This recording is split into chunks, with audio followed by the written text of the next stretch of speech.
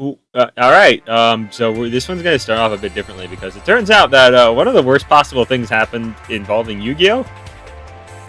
The worst, absolutely. Yeah, like genuinely, this isn't even a bit. Kazuki Takahashi, I think a month or two ago, passed away in a pretty fucked up way too. Which, I mean, We shan't divulge, but it's absolutely terrible for everyone involved. Yeah, there's a lot of people who he's touched over the years, and everything he's done has been absolutely masterful, and I have nothing but respect for him. absolutely. The man was an absolutely insane renderer. Like if you look at some of his later arts, or even just some of the card arts he's done for the game, like the Obelisk alt art, the Ra alt art, some of his original pieces. Like there was one he did with Zork and Bakura that is just beautiful. The dude had a fucking handle on colors balls. It was amazing. Indeed he did, and it is very sad to see him go. He's one of the greats, man. But I think, as awkward as this transition away is going to be, just because this is the funny card game thing. So off that dour note, we're going to move more on to other news. I don't know how to transition this without it being horribly disrespectful. Copyright 1996 to Kazuki Takahashi. Fuck you, Power of the Elements! This is my one. Power of the Elements. Power of the Elements, TCG. TCG. There's a new fish stick called Goatee, and it looks pretty. And that's about as good as it is at the moment. Yeah. The secrets are actually really surprising for me in this set, because the only secret rare that Sprites, of all things, got, Captain Tier 0 over there, is Sprite Blue. And he's a good fucking card, don't get me wrong. But he's the only one they got. Meanwhile, Tears got two. They got Kaleido Heart and Primeval Planet Pearl Jam. Yeah, that's the one. Yeah, but I think there's method to Konami's madness with this one, because we're going to get Magnificent Mavens pretty soon. So that would obviously mean Tears going to go way up in price. That makes sense. I'm just surprised that they're I feel like they're just waiting outside Sprite's house with a baseball bat. Yeah, they tend to do that with lower, with the way when they pick and choose their rarities. Yeah, it's weird though, because the set's definitely good. Some of their it's a brilliant set. Yeah, like Ultimate Slayer is pretty good. Exosister Martha is pretty good. Let me see. Some of the other ones were, some of the off ones were Ashura King, Kurikara Divincarnate, Draco Utopian Aura, Instant Contact, and Goatee of the Deep Beyond. And we'll get to whatever that fucking Goatee of the Deep Penetration is in a moment. Yeah, I mean it's a good set. There's a lot of money to be found, but pretty much none of the secrets are stinkers. Even the Ultra's actually kind of really good. Yeah, well, the only secret I'd say is bad is Draco Utopian Aura, because it's even then I found it's doing quite a lot of numbers. A lot of people have been picking it up, and it's circulating quite well. Yeah, speaking of circulating, Circular is a super. That's pretty cool. Oh yeah, no, that's that puts single-handedly puts Mathmex back on the map as a competitive rogue, a third option. Yeah, no, it's genuinely really cool to see. I think the only holdover for that is gonna be Small World, but that's we'll get to Small World in a moment. Sorry, throat. But yeah, some of the secrets are a bit weird.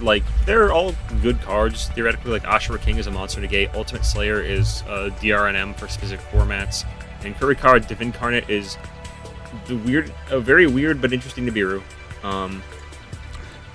Yeah, only time will tell whether or not Divincarnate will see any play. But it seems to be it seems to simultaneously get a lot of ire and a lot of irreverence at the same time. Irrelevance, you mean?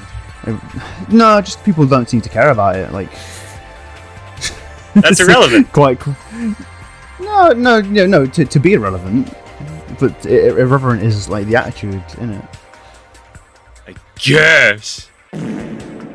Yeah, me too. Reggie had to go and like there were some rocks that he found, and he thought, man, it would be a good idea if I put these rocks in my mouth. Anyways, one long dentist doctor visit later, his teeth don't work anymore. He's had them replaced with brand new copies of Starlight Appaloosa. Only the best, thanks to I hate to flex, but nationalised healthcare. I'm gonna negate plaque. Yo, you can see that in a Yu-Gi-Oh themed dentist. Not that such a thing would ever exist. Screw your teeth. I have your money. Oh wait, no. Oh, you know what it is? It's the Yu-Gi-Oh soap. This soap on a rope. We're the fucked up Yu-Gi mess. Okay, I think I just remembered. We're talking about the ultras. In this bit of yes, I think you mentioned circular, and you were talking about small one. Yeah, well, yeah, small word was a different thing, but like circular is a super.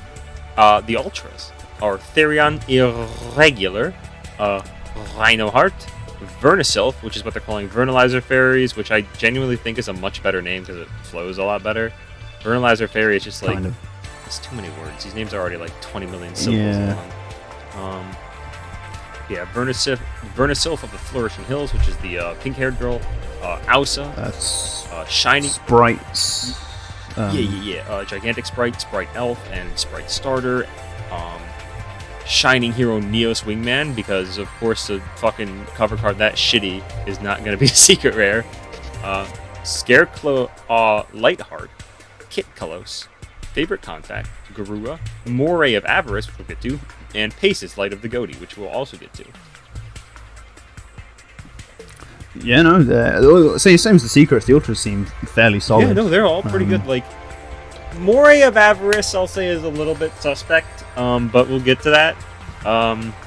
Scareclaws, once again, at least it's probably not going to be expensive, but it is a thing where it's always fun to see that Scareclaws, of all things, are the ones getting, like... I think it's fair enough, considering they were sort of like they were part of the Visas lore for that set, so I think it's fine that they got an Ultra in this set. Yeah, God, it's amazing to think of what'll happen to the Visas lore next set. Didn't he get like anal floored by kshatri-la? Shh, they don't know what those are yet. Actually, do they? Did we talk about kshatri-la last time? Let me just find out. Yeah, I think we did. Yeah, I think I shit on them, and then they turned out to be a really good engine because it's basically Pankratops 2.0. Lol. Yeah, once again, I don't know what the fuck I'm talking about. Don't make metacalls based on me. I have only once topped the tournament. It was like a fucking 6-man tournament. You think you feel bad? I feel bad. I think I got sprites wrong. Maybe. I don't know. I'm too lazy to listen. But the new cards. Exclusives include the big one, Garura, Wings of Resonant Life, who is a dark level 6 winged beast fusion and needs 2 monsters with the same type and attribute, aka this is a Super Poly Boy. Double battle damage and 1 sent to graveyard, draw 1. Meteor Servant, Super Poly, this is a utility fusion that you will not summon aside from Super Poly. Yeah, pretty much. You're sending it to the graveyard with pretty much anything that sends it to the graveyard. Foolish Burial. Foolish Burial. Monsters. Extra Foolish Burial. Extra Foolish Burial. Just kind of Divine Ascend this. No, it's not very. Okay. Either way, it's anything that does that. Ultimate Slayer. Negate those fusions, which is going to be very important in the coming days and years. Too bad Ultimate Slayer kind of flopped, because it is a really interesting card. But... Yeah, well, all secrets just like these days tend to do that. They'll flop for a short while, and then they might pick up. But either way, they take a lot of value because of how powerful they are. Oh, we'll get to that one. We've just found out some information about that. Setting up the mother of all Chekhov's guns here. Other than that, we've also got Vanguard of the Underground Emperor. This is a level 8 reptile, which basically summons itself from graveyard when you send a card from hand to graveyard. Yeah. Yeah, and it's pretty much like recurring material in a snake deck. This is your snake rain target. Pretty much, along with all the TCG released reptiles seem to be really good. They're also like exclusively designed to work with Snake Rain, because there was like, what was that? It was like Slash Serpent or like Water Silent Serpent. Night Sword Serpent. Yeah. So I think I'm noticing a pattern here. He whispers in your ear hopefully at night, telling you to mill him. Mill me. No, your cards are too balanced. And then we got Pit Knight. Pits! Pit Knight, Thank you. Basically, this is like a fog blade thing. So any time a monster activates its effect that it points to, and it points like upwards and to the right, and also to the right. So if either of those get activate an effect, you can target one monster from the field, change its attack to 0, and negate its effect. I think that's pretty good. Yeah, no, it's a genuinely really interesting card. It is like a generic extra deck negate, which I generally tend to hate. But I think this one's a lot more tempered than something like Appaloosa. Even like I'll go on a minor rant here. I don't like Appaloosa. It's not broken, but it kind of annoys me because that's the state this game is in. I'm the opposite. I like Appaloosa because like it is very easy. It's easy enough to deal with. I think it's fair enough that if you do get like an out to it, you can get rid of it. Unlike some cards which tend to hang around longer than they deserve to. Just like the guy who played them. I'm cutting that out. That's too mean. And then before we get to the moray, we'll talk about Mimesis Elephant, which is another TCG exclusive, and it's a trap monster and you can change the attack, the type, and attribute of one monster on the field. So that's like a very, very slow Reaper-Darkus. It looks like Gem Elephant had a stroke. It does. Maybe he did. He's dead. He's a goat. No, I like his design. He's very cute. I like his little DNA headdress. Oh, he does have one. Yeah, no, it's DNA thing to show he does the type and attribute thing. Elephant DNA. But it's a kind of a cool card because you can like turn a monster your opponent controls into like something they can't use potentially, but it's very niche. I do. One of my favorite kinds of disruptions is the kind of disruption that is so small you would not notice on most cards, like level changing. Level changing your opponent's cards is one of the funniest forms of fucking disruption. Like Drytron can technically do that. They just normally won't because you won't have the ritual up. But it's just really funny to turn their level 4 Ix's material into a level 3. Yeah, anything that like dicks down like hard levels gets like a check in my book. It's funny. But after that is the long-awaited goat, the Goatee. The Goatee boys. Yeah, No, there's some speculation on whether or not it's fish or Goatee. I'm calling it Goatee because I'm not a cunt. It's stupid. Yeah, I'm just gonna read it as Goatee because it reminds me of. Anyway, so there's the first wave of support. Four main deck monsters, 2 extra deck, and 3 main deck. Really? No, it's 4. No. Paces, Shift, and Enoch. Okay, you win this round. Ish. Go. So we'll start off with the big one. Enoch. Yeah. It's a level 6 fish, funnily enough. And if it's normal special summoned, you can target one of you banish level 4 or lower fish monsters, special summon in defense, but its effects are negated. And you can banish a fish monster from your hand or face up field and add a Goatee trap from your deck to your hand. Yeah, it's not bad. You can revive a banished Goatee, banish it again in the search, and revive the banished next turn. And we gotta give some context on that with the level 2 ones. Yeah, it's easy enough to summon. Both the level 2s have an effect to special summon? Yeah. Oh no, so they're both it's just Paces. Yeah, Paces and Shift both do, just at the end phase. But they're both level 2 Waterfish tuners. And Paces, you can banish it to spit out a fish from your hand. During the standby phase, for the next turn after it was banished, you can special it. So you combo that with Enoch in order to spit out Enoch. Enoch grabs back Paces, and then you use Enoch to banish Paces and grab the trap. And then next turn, Paces will come back, and using its second effect, during the opponent's main phase, you can synchro a fish. Wow. This thing can summon Coelacanth. It can. you've just got to draw the coelacanth. That is now the only thing standing between people and coelacanth combos. No, Foolish Bearer of Goods to send Ice Barrier, grab coelacanth, then use this fucker.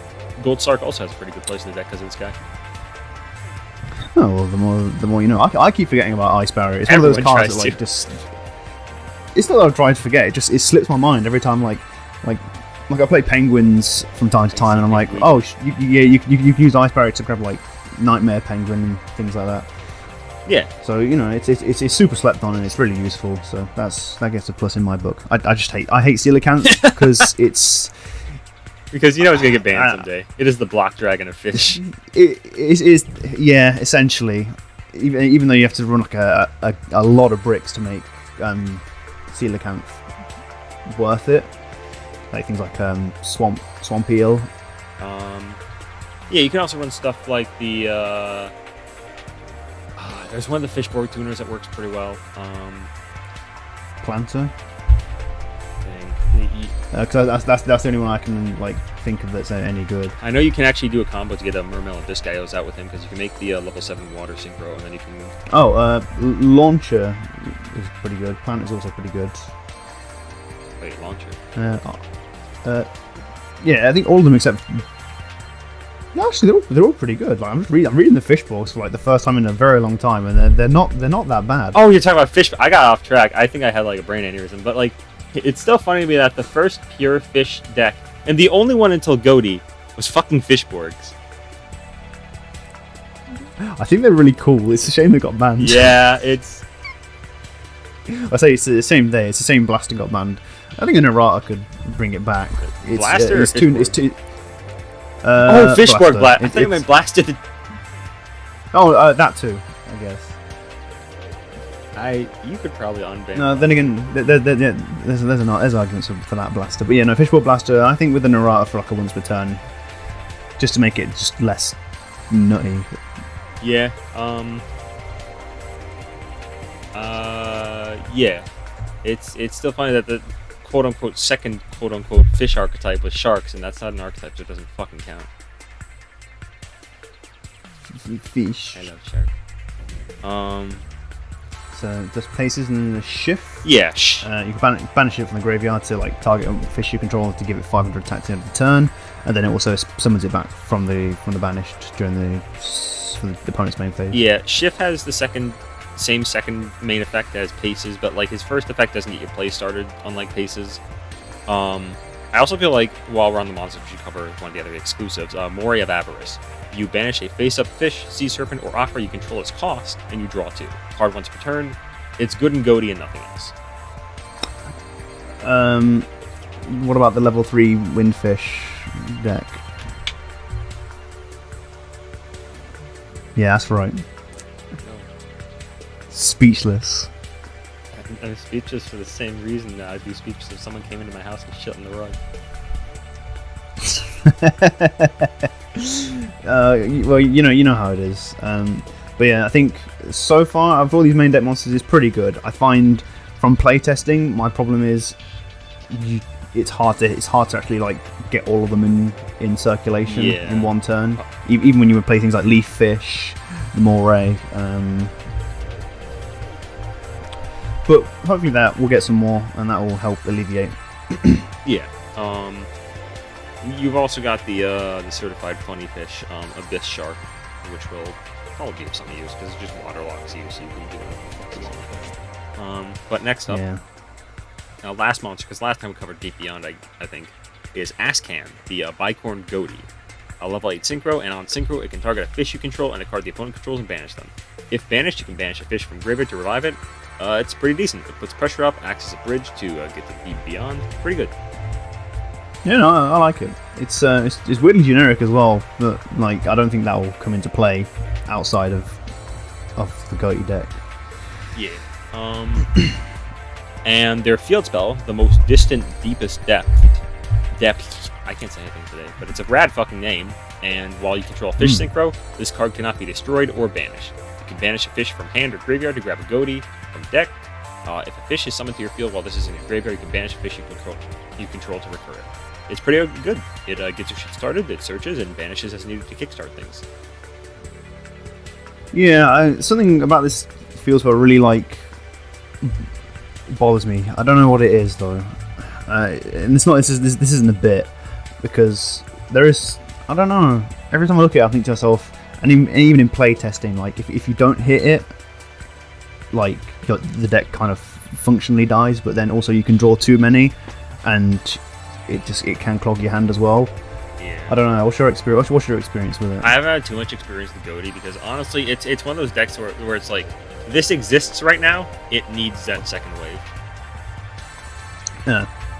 You can get it because of the fish. That wasn't fun. Water isn't real. Goatee Chain is the trap, and the only trap you can search with Enoch as it stands. Banish a fish monster you control, a special summon a Goatee that is banished in your hand, deck, or graveyard with a different original name from that monster. Banish to activate the card. That's pretty good. Sometimes if it's your only play is to like banish like a level 2 fish to get a Enoch out, then you've got to do what you got to do. Yeah, I think the deck has good options in case they get fucked, but they're a very one-trick pony as is. Still, they can main D-Shifter, so, you know. Must be nice. And I think the last thing in terms of Power of the Elements TCG, Morphotronics got imported. As soon as that set got canceled, these bitches came over. I'm satisfied. That was surprising. I think even more surprising is the rarities. All of them are common except Braver. Which is nuts, because like as I'm sure we've established previously, Telephone is crazy good card. Bananas. Banana phone. And Braver is a really good boss monster, which if it was released in LED, whatever it is, Duel Links, like it would have been essentially. But here he's like a buck, and he's only a super. Yeah, you grab your Bravers, and you can do some really interesting combos with this. I've seen some neat like warrior combos. I think Infernal was getting some good mileage out of him. Assault, it's a good pick for assault mode. Because you can shift your monsters up to level 8 with Psy Reflector, so it's just an easy summon. I also just think it's funny that he can the number of things he can equip is pretty nutty, because you can give him a I think Super Magic Ally Sword of Raptinus, Metal Silver Armor, and Magicalized Dust on Mop. So he cannot be like super polyed away. Your opponent cannot target any monsters you control either. So it's a hell of a power play. No, I'm gonna say the only equip that isn't there is like something that prevents it from being tributed for kaiju cost. Actually, does Magicalized? Actually, that's a good question. The equipped monster cannot be tributed. Yeah, no, Magicalized Dust on Mop stops that. Oh goddamn! That's what a silly little card. I wonder if the archetype it's attached to is any good. Yeah, well, it can do an FTK if you're a lame idiot, or you can. Oh wait, that's me. Okay, so I'm gonna go conspiracy time. We're gonna stop talking about Braver because Telephone being a common to me screams that the instant Konami TCG gets a whiff of FTK that's consistent and usable. Straight to 1. Probably. But, like, to be honest, if he gets limited, I wouldn't fucking mind it, because I think that... I've probably ranted about this before, but the entire deck just revolves around Telephone right now, and I think that's kind of fucking stupid. Yeah, it just goes to show, like, how missing a certain bit of text, either be it a hard once per turn or except Morphotronic Telephone, would have gone a long way in making it from a completely utterly ridiculous card to pretty damn good card. Yeah, it's a good boy, but at the same time, it's definitely up to some shady shit when you're not looking. Yeah, and with the Duke Devlin stuff coming around the corner as well, potentially it's if you ain't summoning Orgoth, that's all I'm saying. Orgasm, the mighty warrior. Yeah, but no, that was Power of the Elements TCG. Good set. Good set. Yeah, no, it's. I like that. Deadly impressed. I'm gonna play meta for the first time in a while, because as it turns out, sprites were not nearly as expensive as I thought they would be. Anyways, Megatins Binge. We just heard about this yesterday. It's just dropped. It's fresh. Hot off the presses. Yeah, we dropped the hot press right on it. Let's start with new cards. There's 3. Yes. All to do with god cards. Hold on a minute. Oh. What? This is a pause, by the way, ladies and gents. No, okay, we're good. Oh, okay. So we got something Sky God. Yeah. Something Ruin God, and something Sun God. You were very consistent with the word you were missing in each one of those. Yes. So the Revived Sky God is a trap that cannot be negated ever, so don't even fucking try. And it revives a dead Slifer, has each player draw until they have 6 cards in hand, and can be banished from graveyard to stack a monster reborn and then draw one if a Divine Beast is in the graveyard. It's unsearchable, but it's funny. And I think I like this kind of direction with Egyptian god cards. Like, yeah, we know these things are fucking bad. How much shit can we print before these things accidentally become good? To be fair, Slifer is probably like the least bad out of it. The Slifer is actually pretty decent just because he floodgates link decks. Kind of. He's simultaneously good and bad. Like, it's hard to say. He's definitely the easiest to out. I'd say that's Ra. Ra sucks dick. I think Ra's good. With Ra's new cards, there's that transition.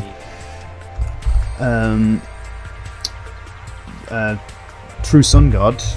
Basically, it's a continuous spell that when you activate, you can add any card that mentions the Winged Dragon of Ra. So that's like Ancient Chant, Blaze Cannon, Sphere Mode, Revelations, Ra's Disciple. Just in case they wanted to reprint it again, please reprint Ra's Disciple Konami. There's not enough prints. Dark Spell Regeneration, Sun God Unification, etc., etc. Anything that mentions Ra, True Sun God searches it, and then during your main phase, you can send this card from the field, or 1 Immortal Phoenix from your deck, then send a Winged Dragon of Ra from your monster into the graveyard. So it starts with Immortal Phoenix. It is an insanely good card for Ra, and is actual consistency that works, unlike fucking Guardian Slime. It's really annoying. But to be fair to Guardian Slime, you can trigger it in certain ways. I like to use like Poker Knights and stuff. Yeah. Just to toss it in graveyard. To be unfair to Guardian Slime, I hate it and it sucks. Yeah, it's still really expensive because it probably shot up because of this card. Because it's a legendary duelist thing, along with like God Slime and shit like that. Yeah. God Slime pisses me off so much. What a God, the Rage of Ra support was so fucking bad for Ra. I may have gone too far in some places. You didn't go far enough at all. You fucking stopped at the kindergarten. And then finally, the most interesting of the is Breaking Ruin God, which is Obelisk the Tormentor. It can't be negated like Sky God, and you can special summon Obelisk from your hand or graveyard because Konami has favoritism. Yeah, and if you do it's unaffected. Yeah. If you tribute 2 or more monsters you control at the same time to activate your card or card effect, while you control Obelisk, you can banish this card from the graveyard, banish all monsters in your opponent's graveyard, and if you do, inflict 500 damage to your opponent for each. Funny, but unsearchable. Absolutely. I'd say run 3 anyway. The big problem, I think... I feel like these 3 cards kind of reorient the hierarchy of the God cards, because I think with how searchable Ra is right now, it's probably at the top. Slife is probably second because the Poker Knight support actually made it possible to summon. Obelisk has no support. Like, it's all just janky. We are getting Soul Energy Max, which is quite big. Cause you can play these. You can play the God cards in the Poker Knight deck. You can play any. I think Obelisk is actually better than Ra in the Poker Knight deck. Because if you toss Soul Energy Max with Royal Straight, whatever it's called, the one that summons all 3 of them, you can add Obelisk and summon it in the same turn. Yeah, but like unlike the other ones, Obelisk needs a flicker of goods, meaning that like Max can be a brick. Like I think it's also just that all his stuff is unsearchable. Like yeah, it's because they want you to do the Kyber thing where he draws it off the top from the movie. Yeah, the Kyber thing is completely bad on purpose. And he still wins. So what does that tell you about him? Threaten suicide and you'll win. remember, kids. Let my Cypher deck win or I'll fucking kill myself. Don't do that. Let locals, please. I beg you. I don't want any blood on my hands. Unless it's against a Mystic Mind player. Teach them the fear of God. Right, I'm gonna move on. No, we're not. Wait, no, we're not done. No, we are. There's a few more imports in the tins. Mainly Dual Tower Alcatraz. They're just calling it Dual Tower, though. Rainbow Bridge of Salvation and Link into the Vrains. Magical musket players. The time is Rejoice. Trap tricks, I guess. Did they import trap tricks then? No, you can play it. You can play Oh yeah, Sarah the Stinky. But basically anything that can make a Link one. Stupid idiot child. And also we got some alt arts of Blue Eyes White Dragon, Dark Magician, and Red Eyes, which are the Bandai arts from the manga. The manga. Which is cool. So I like those Bandai arts, as crusty as they are. It's nice seeing them it's like when you see like a drawing done by like a toddler, and then then when their parent draws it instead.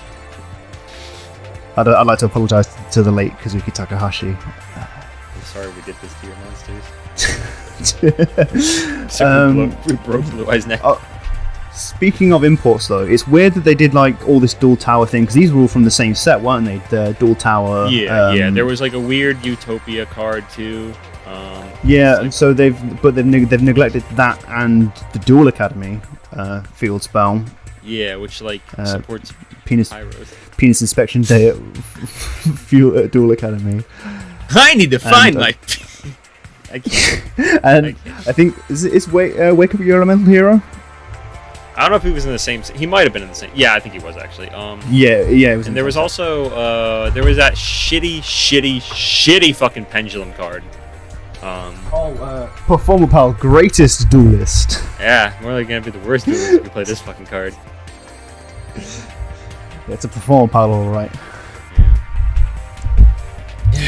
Yeah, but like Konami does, pick and choose. I hope none of you pull a Dual Tower Alcatraz in your tins. That's all I'm going to say.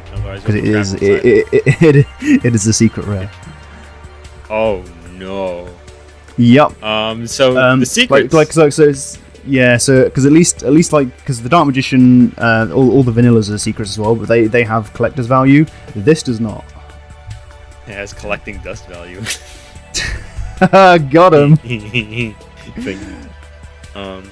Notable secrets include Tri-Brigade Kit, Underworld Goddess, I'm Dragula Thunder level 7, baby! Pot of Prosperity, Diviner of the Herald, Albion the Branded Dragon, Rox Rose and Ruddy Rose Dragon, Mu Beta Fafnir, Aluber, Branded Opening, Ready Fusion, Incredible Ecclesia, Lord of the Heavenly Prison, Destiny for you, Double Penetration Enforcer, Trouble Sunny, Small World, Lightning Storm, Droplet, Ghost Ogre, Ash, Ghost Bell, Dragoon, Crossout, Alt Arts. The secrets are fucking stacked. And Crossout Designator. That's what I said. I said Crossout. Did you say Crossout? I've been slurring my words all day. I apologize. Are you okay? You having a stroke? Yes. Okay. Crossout designated my brains. So yeah, those apart from a few select instances, the secrets are really good for the tins. But the ultras, kind of stinky. Yeah, there's the only genuine meta ones here are Nibiru, Dimension Shifter, and Dark Ruler No More, which are good to see. But aside from that, the only ultras that are in there are, I guess new God cards are ultras, and there's a few that interest me specifically, like Armed Dragon Thunder level 10, Stardust Synchron, and Synchro Overtake. But that's just me. Don't be me. Yeah. If you're not gunning for those cards, you are just setting yourself up for disappointment. Yeah. Honestly, buy the singles. If you're gonna buy a tin, but definitely if it's gonna be ultras and you want that Nibiru, don't buy a tin for it. Yeah, it's really getting the secrets in this set is just gonna be kind of like a gamble, and there's enough high value that I think you could probably get 1 or 2 secrets out of the 3 they give you per tin. That would be alright. But it's I genuinely don't know if it's a better idea to buy singles or not here. It's so weird. But something that I noticed when I was looking through the list, I decided to Control F on Wikipedia and look for stuff, and I noticed something. The cover card of Dawn of Majesty, Shooting Majestic Star Dragon, is not in there, and neither is Arriving Light. Now the good news is both of these cards are not very expensive at all, but the bad news is they skipped every single Sword Soul card except Ecclesia in this set. Yeah, something stinks. like they've really. It's not even like a case of last year's tin where they had like deck build pack stuff. So what's happening here? I think War Rocks took their slots. There's no Warrocks. I think War Rocks took their slots. Only one Warrock is in tin, and that's Skylar as an Ultra, which is a rarity bump from Common, by the way. Amazement isn't in there either. I think there's a few things that are like kind of weird in that. Why do you like exclude these? Yeah. Like, I get why Springgan's like Explorer wasn't in there because that's just an Ultra in a very low rarity like deck. But why? Like Amazement's had some secrets. Fucking Warrocks had I think Amazement is not too bad. Arlecchino is actually pretty affordable. I think it's just Time Ticket, isn't it? That's kind of pricey. Maybe I didn't play them because they kind of ended up not being too good. Lol. Well, I played them when you have Labyrinth. Yeah, well, that's like nearly a year and a half later. That's just too far removed. Yeah, just like Amazement is from the meta. Anyways. Wow. But yeah, tins are pretty good, apart from some weird choices. It's only get them for the secrets. That's the bottom line. Yeah. You're guaranteed to not be disappointed unless you open 3 copies of Duel Tower. Get your game on. That's the wrong anime. That's GX, you fucking ape! Wait, where's it GX? I thought Alcatraz was 5Ds. Wait, is it? Because Yusei went to prison, didn't he? Yeah, with the fabled man. Don't bring that up. Okay, wait, was this 5Ds? Am I just stupid? This was DM! Wait, Duel Monsters? Yeah! Wow, we're both done. Well, I don't feel so bad. Now we're both incorrect. We're both technically correct. Oh, because it's the big funny elevator duel where Joey fought against Man. And they went into the virtual world, and it's always like one of the story arcs of Joey versus Man. It doesn't go. God versus Joey. God versus Joey. Joey won. Anyways, next up is the remainder of Dablo. Oh yeah. So Darwin Blast got the last of their cards. Furries. What? Rex Cargo for Hire is a dinosaur level 2 for hire with no special summon effect. One summon to search is their back row. And during the main phase as a quick effect, you can banish it from the graveyard if you control a for hire monster, revive a Rakura for hire in graveyard. This is absolutely not what they needed, and I debate if it's even good. I read it as a non-player of this deck, and it seems alright. So the problem with it is that you have to end your combos with it, because this does not start combos and it does not continue combos. It grabs you, I guess, the Monster Reborn or New Winds for hire, but like you still need to hope it doesn't get ashed or impermed, because then you're just truly fucked. Because starting off with this, it just means your hand was bad enough that you couldn't do anything else, and it doesn't really fix any of the inherent issues.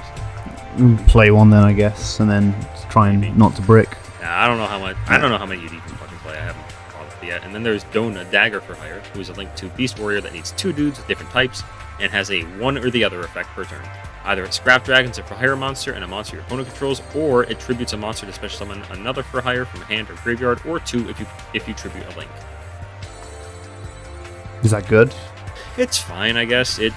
Like, neither one of these solved the deck's problems, which is very weird to me considering how very in tune the deck was with its problems before. It's like, oh, we're bleeding hand advantage. Let them draw 3. Oh, we get impermed very easily. Let them tag out their monster for something else. Yeah, a lot of decks reach that point where they get everything they kind of need, but then Konami kind of fails to seal the deal on support. Seal for hire. Shut up. Okay, well, since we're starting off with like smaller decks, we'll lead into Prediction Princess, because this is kind of cool for me, because I like Prediction Princess. Go bananas. Prediction Princess, they got 3 new cards. Biblimuse, level 9 Earth Fairy. If it's flipped, you can have Prediction Princess monster, except Biblimuse, and a ritual spell from your deck to your hand. This is a good flip effect, and then if it's tributed to sent to the graveyard from anywhere, you can special summon it in face down defense position. And while it's face up on the field, your opponent cannot target ritual monsters with card effects and they can't be destroyed. This is really good because it's really leaning into what Prediction Princess have kind of somehow typecasted themselves in with, just using Terra Tray, which is just level 9 monsters, which gets a lot of mileage out of things like World Legacy Monstrosity, and good cards like Pot of the Forbidden and Deus Ex Crawler. So any more level 9s, the rank 9 pool is also getting quite good. So this is just good advantage and good protection. Yeah. Next up, we got a new ritual in the form of Terra Traith, Nether Princess, Prediction Princess. You can summon it with Nether Prediction Ritual, and it's either ritual summoned, or you can special summon it with Terra Tray's effect to summon a flip monster from graveyard, face down. And then, as a quick effect, you can change any number of face down monsters you control as face up defense, or the other way around, face up to face down. And if it's flipped, you can summon a flip monster from the deck face down. So this is also really good because it mirrors Biblemuse's effect to grab cards. This just adds field advantage. And they got another ritual in the form of Nether Prediction Ritual, which lets you bless you. Which lets you ritual summon any Prediction Princess ritual monster, which means no pre-prep. And you tribute monsters equal to level, blah blah blah. And during the standby phase, if you control a Prediction Princess, you can banish this card to summon a non-ritual Prediction Princess from your deck in face-down defense, which is pretty good. So if you open pre-prep and some tribute material, you can use this to summon like Terra Tray, banish it, summon Biblemuse, flip Biblemuse, and pop off. Yeah, no, they got some pretty fun stuff. I'm glad that this deck is getting tied together because Flip Ritual is a really interesting concept that they never really explored before Prediction Princess. And I think the fact that it's all starting to become level 9 as well is starting to become really funny. There's a lot of good level 9 cards, and it's nice to see it like not just Typecaster Generator.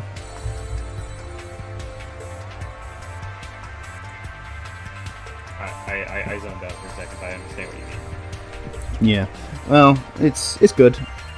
I think I'm just working out the ratios myself now, but it's good because they could play things like Ben 10, funny flip cards like Guard Dog, Whirlwind Weasel, and Searchlight Man. And you can don't say that, but you can also use. Oh no, Searchlight Man's cool. You can stop your opponent from setting cards. Fuck your back row. Yeah, valid. But also, what's that World Angel Carbon or something? Yeah, World Soul Carbon. Yeah. Adds an Earth Fairy, doesn't it? Yeah. You can't really. But it takes up your normal summon. That's the problem. Which I know sounds a bit like a weird complaint in a deck that ritual summons a lot, but I don't know. Sometimes you end up with like nothing in hand. I mean, it makes sense because you either probably way. want to save your normal for like Diviner, yeah. Yeah, something like that. But then again, you can also run things like Manju and Manju, Senju, anything like or Diviner, which is just a better card all round. Yeah. But yeah, I think after that, I kind of want to talk about one of the big meats of this deck that I really underestimated, Bisted. Yeah, Bisted was. When I first read these cards, I did kind of think to myself, what on earth is going on? And it didn't take long for it to start appearing in OCG meta as anti-meta. Yeah. It turns out that dark decks that like going to the graveyard, you can fuck them up with these guys, and we'll get to that. Pretty much. So, mostly all monsters. There's only a few spell and traps. Starting with the big boy, the biggest boy I've ever seen, Albalos. Can't be special summoned or set. It's special summoned by attributing 2 Bisted monsters. While you control this special summoned monster, when it's special summoned that way, negate the effects of all face-up Ritual, Fusion, Xyz, and Synchro and Link monsters on the field. Fuck your X deck. Fuck your rituals. this thing's nuts. It's got a massive body, and I can see why this is probably part of an anti-meta strategy. Not only are you using the Bystial effects to banish cards, which we'll get into, but this is like a blanket negate on. It's basically Unicorn plus. Yeah, and it's leaving the field effect is also pretty fucking bananas. Oh yeah, no, you can just banish all cards to your face down from your opponent's extra deck till their next end phase. It's a pretty disgusting card, so it's a good thing the deck as a non-engine doesn't really work. But like, I will say, it is very, very funny to me that they specifically cut out an exception for Pendulum. Yeah, and it feels like they just didn't want to put it there because they're running out of card text space. It's me, Purple Poison. Guess what I'm going to do to you? And then he runs into him and fucking dies. Yeah, no, it means I can play Symphonic Warriors against these guys. Pretty good. Yeah, and then there's Bisted Loop Dragon. I refuse to call him Rebellion. He's Loop Dragon. He's very slippery. He's a level 8 dragon that's light, that cannot be normal summoned, and must be special summoned from hand or graveyard by tributing a level 6 or higher dark dragon. You can pitch it from hand to grab any other Bisted, and during the main phase, you can place a continuous branded back row face up in your back row. Branded doesn't have a lot of continuous good back row, I think, but this is... I mean, if you're trying to play them as a deck, it's fine, because I don't think it... I know the 2500 attack, 3000 defense is the Rebellion thing, but it is kind of funny that they've done it this way, and you can't grab it with Melody. Yeah, it's interesting because it's like it's a what's the word? It's a back row. No, it's a hand trap searcher essentially, but like it's not a quick effect as a hand trap searcher, so it's a lot more dead in the engine than it should be. Yeah, it's one of those cards that when you read it, it does seem really good, but probably isn't. Yeah. Very good, except on your turn. But now the ones that people are actually going to play, the level 6s. Yeah, this is the surprising thing. It's one of those. It's a deck where you play the small guys, and then the big boys are left alone. It's like a reverse Nemesis. At least until we'll Colossus is a fan. Don't say that. It's not going to happen. It shouldn't. We'll start with a Druid Worm. You can target a light or dark monster in either graveyard, banish it, and if you do, special summon this card from your hand. This is a quick effect if your opponent controls a monster. I love playing on my opponent's turn! It's healthy for the game. Shut the fuck It's up. It's not healthy for the game. This, and if it's sent from the field to the graveyard, you can target the opponent's special summon monster and send it to the graveyard. I don't think the first effect's that important. The second effect's that important, but the first effect is huge. Yes, absolutely. Because as it turns out, in a format where a tier likes to mill shit, you can essentially prevent them from getting off their sick fusion summons, bro. I kind of don't hate these guys anymore. Next up is Magnamut. He that's a terrible has the same. It is. Hopefully, it gets fixed in the thing. But he gets the same special summon effect. We changed Magnamut's name to Magnum Nut. God if damn summoned, if it's special summon, add a dragon monster for your deck graveyard to your hand during the end phase. Yeah. That's just pretty much rewarding you for banishing your opponent. Yeah, Magnamut is like the best out of the three, I feel, because you're going to be playing this on your opponent's turn, then it gives you setup and more advantage for your turn, which is really interesting. Is it one of those cards that needs to stay on the field? Who the fuck's going to use removal on their turn? Hmm. I'm going to beat your ass. Look. You come over here. No! And finally we got Saranir, which is not a dragon at all. It looks like a very hairy man. I think I've seen a guy that looks like that in my gym. Dragon is a bull. Target. It's got same special summon effect, and if it's sent to the graveyard, you can send a Bisted monster or one branded spell trap from the deck to the graveyard. This one's stupid. It is, but I think it's also it's one of those ones where if it had the right targets, it'd be way better. Yeah. The problem is that, like, it's Serenir is definitely the one that's supposed to tie it together as a deck. Like this is the one that's like, oh, this is how you get Lubellion into Graveyard, but as is, you don't do that because that's fucking stupid. Yes. And then we've got 2 spells in Rebranded, which is a continuous spell, which is your lube target. And if a light or dark monster is banished, you can target one of those monsters, place it on the bottom of the deck, and if you do, draw a card. And once per turn, if your opponent normally special summons a monster, you can target a Bisted in your graveyard and special summon it. This is good. Like, I actually wrote the exact opposite. Oh, really? I think it's all right. I guess because technically you are like further depriving your opponent of resources by putting it on the bottom of the deck and drawing one, but like you already need to have it up, so like going in the engine it's kind of worthless.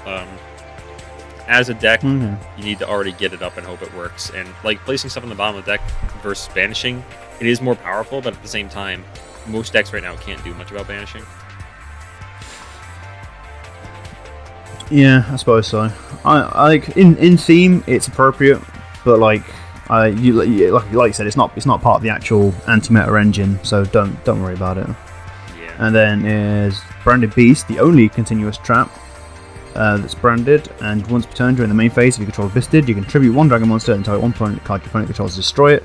And during the end phase, you can target a branded continuous spell trap in your graveyard and place it in your field face up. Yeah, that's fine.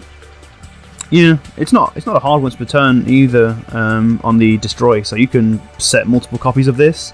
I don't know why you would, but it's. I mean, the idea possible. Would be to like steal stuff from their graveyard with your Bistids, and then when they get their like leggings back, not leggings, their footing. What the fuck's wrong with me? Yeah, I get what you mean. So basically, it like triggers things like your triggers your Druid Worm and your Serenir. Yeah. For Druid future Worm, use. Like with Druid Worm, you could potentially get off like 3 interruptions for this because they send something to your graveyard, you banish it, summon Druid Worm. They get 2 guys on the field, you destroy one with the Branded Beast, and then the other one you fucking annihilate with Druid Worm.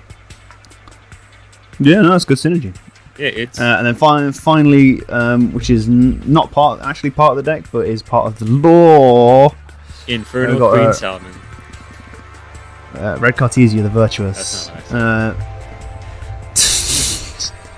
It's got Ecclesia stats. It's a tuner because the other one was. And if you have Fallen Valvars on field or in graveyard, you can summon this card from your hand. During the main phase, you can fusion summon 1 level 8 or higher fusion monster from your extra deck using monsters in your hand or field as fusion material. And during the end phase, if a fusion monster is sent to the graveyard this turn, you can add this card from your graveyard back to your hand. Hey Reggie, what's a phrase that has 8 letters in it that we say constantly? Alvaz! Oh yeah, shit, by Alvaz. Wait, that's not 8 words. That's 8. Oh, did I say words or letter? What the fuck is wrong with me today? What is happening to you? It's the pressure. You make one good video, and you know, Eyes of the World. Watch his video, by the way. It's really good. Eyes of the World is on Mudwire, and he's fumbled the ball. It's now up to me to fix the CounterCast. I fumbled my balls. They've dripped out through the zipper. The coach is very disappointed in me. Maybe a little bit aroused. It's been a huge day. Just another day in God's greatest country. I don't know. It's like a broken clock. It's out there somewhere and being right. Good old Antarctica. The only country that suffers because of other people's problems. Speaking of suffering because of other people's problems, ninjas. What is this with this Final Queen Solomon things? Is this a bit? I've been in. Okay, I'm gonna diverge here, but like last night I went out to the store because I thought I should make something healthy. I should get some salmon. They didn't have any salmon at the store. That has nothing to do with this. I've just been like, I just keep seeing this name on my list of things. Like I want to talk about this fish. Oh no, you're taking Infernal Queen Salmon. Yeah, no, we'll talk about that. I promise you, right after ninjas, because that's we'll be on the singles and stuff. Okay. Very shortly. Ninjas. They're grooving. Teenage Mutant Ninja Turtles. Teenage Mutant Ninja Turtles. I think one of them is a turtle.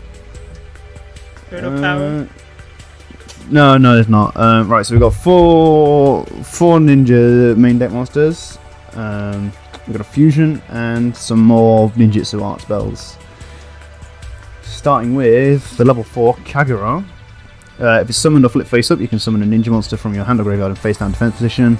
And when your opponent activates a card or effect that targets the ninja or face down card you control while it's in your graveyard, you can summon it in face down defense and bounce the targeted card.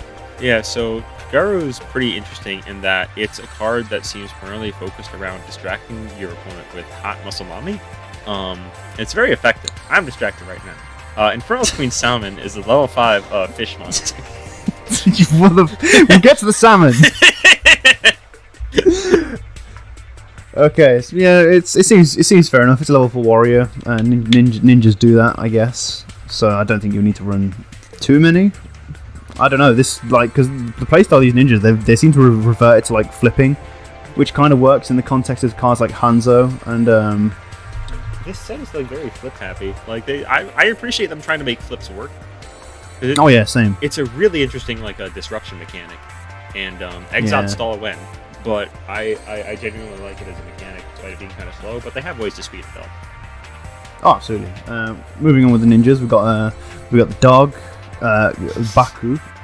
What the dog doing? If it's added to your hand, except by drawing it, you can special summon it. And if it's special summoned, you can, or flip face up, you can target a ninja or ninjutsu art in your graveyard or face up spell trap zone, return to the hand. Yeah, there's a lot of self bouncing as well, like graveyard recursion. Also, the interesting thing about this wave in terms of mechanics is that they just look fucking cool. Yeah, no, these things look brilliant. This like, is a sick-ass dog with like a stand. Yeah, it's weirdly disconnected from other ninjas, but they're still ninjas, and ninjas are cool. Yeah, I mean, I'm just looking at this art. It's like, goddamn, Shiba Inu's son is like risen to great heights. it's him. It's Shiba Inu. Shibutaru. Kazuki lives on. The legacy is never ending. Next up, we got Mitsu, which is a level 2 insect. For all you in the know. If you control a ninja or a face down defense position monster, you can special summon it from your hand, and if you control it and your opponent activates a monster effect, you can target a face down defense position monster you control, change it to face up defense, and if you do, change this card to face down defense. Then, if the target monster was a ninja, except Mitsu, negate that activated effect. So here's your Subterra Fiendus in ninja form. Just as kissable. Nice of Konami to like not negate the effects of like non-ninja flips, like that you flip face up, because normally that's what these kind of cards tend to do. Say if it's like the penguin stuff, where if you flip with Penguin Squire, it will negate it if it's not a penguin. They seem to have omitted that this time around, which is nice. And like I said, this is interruption, so we have accidentally made the cards good. Thank you, Konami. Respect the ninjas. It's cultural heritage, isn't it? Yeah. Finally, you've got the level 1 Wing Beast, Tabari. It can't be destroyed by battle card effects to turn into special summon or flip face up. And you can send it from your hand to the graveyard, summon a ninja from your hand in face up, face down defense. Entering your opponent's main battle phase, you can, while it's face up on the field, you can fusion summon a ninja from your extra deck using monsters in your hand or field. Now, I don't know about that last effect, but summoning a ninja face down starts your plays, I guess. Seems like the right thing to do. Sure. Yeah. I don't have a lot to say about these. I'm sorry. Yeah, no, it's fine. Like I feel like the resident flip guy, so yeah, there's a lot of them, and I barely read any of them. That's absolutely fine because they are quite wordy, which I've noticed. Yeah, it turns out that a level 2 flip monster from 1997, Kazuki Takahashi, is like needs a lot to be fixed. Just put words on it. Just keep putting words on them until they're good.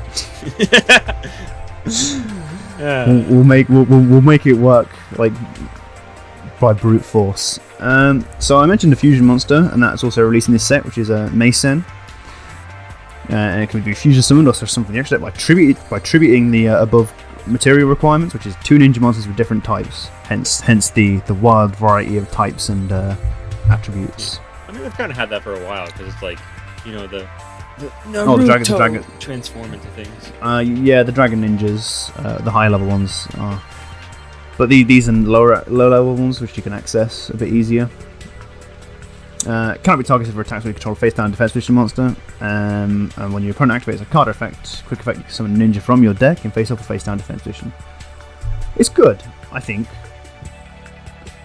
I can't get a read on it as a whole, but you know, it's got good reaction, good synergy with the deck. Yeah, it's summons Hanzo. Yeah, because it's an interesting new boss monster in combination with the anti-targeting dude, since it takes away one of your opponent's removals and forces them to do battle phase on the ones they don't want to attack. Yeah, and I think people do tend to underestimate attack control and how like annoying it can be. I actually lost. I was testing sprites once, and I lost a match to Blue Eyes because I forgot Blue Eyes Jet could redirect attacks. Yeah, I've also like eaten major ass like when it comes to like Jet Dragon and King of D, whatever it's called, Dictator. The Dictator of D. Yeah, literally. The Cock Lord of Cock. Konami went full mask off with that name, didn't they? Full cock off. But we put emphasis on the D. The ultimate D! Give it the respect it deserves. They also got some then there's... Oh yeah, so we've got the novel ninjutsu art book, which is a quick play. If your opponent controls a card, you can send a ninjutsu art spell trap and a ninja monster from your... one from your deck and one from your hand. You set a ninjutsu art from your deck and or a ninja from your graveyard. That's confusing. The wording for this really bugs me. It's a bit picky with what it wants to do too, since it only really works going second. Yeah, which is kind of fine because it's a quick play. That lets so you go +2. So it's fine in the same way that Dragunity Whirlwind is fine, I suppose. Yeah, and if it's destroyed while set, you can target face up monster on the field and change it to face down defense position. It's weirdly slow Book of Moon on that regard. Leap. The better of the two spells I find is the ninjutsu art equipment Kanagamura. What a wonderful phrase. Kanamagura.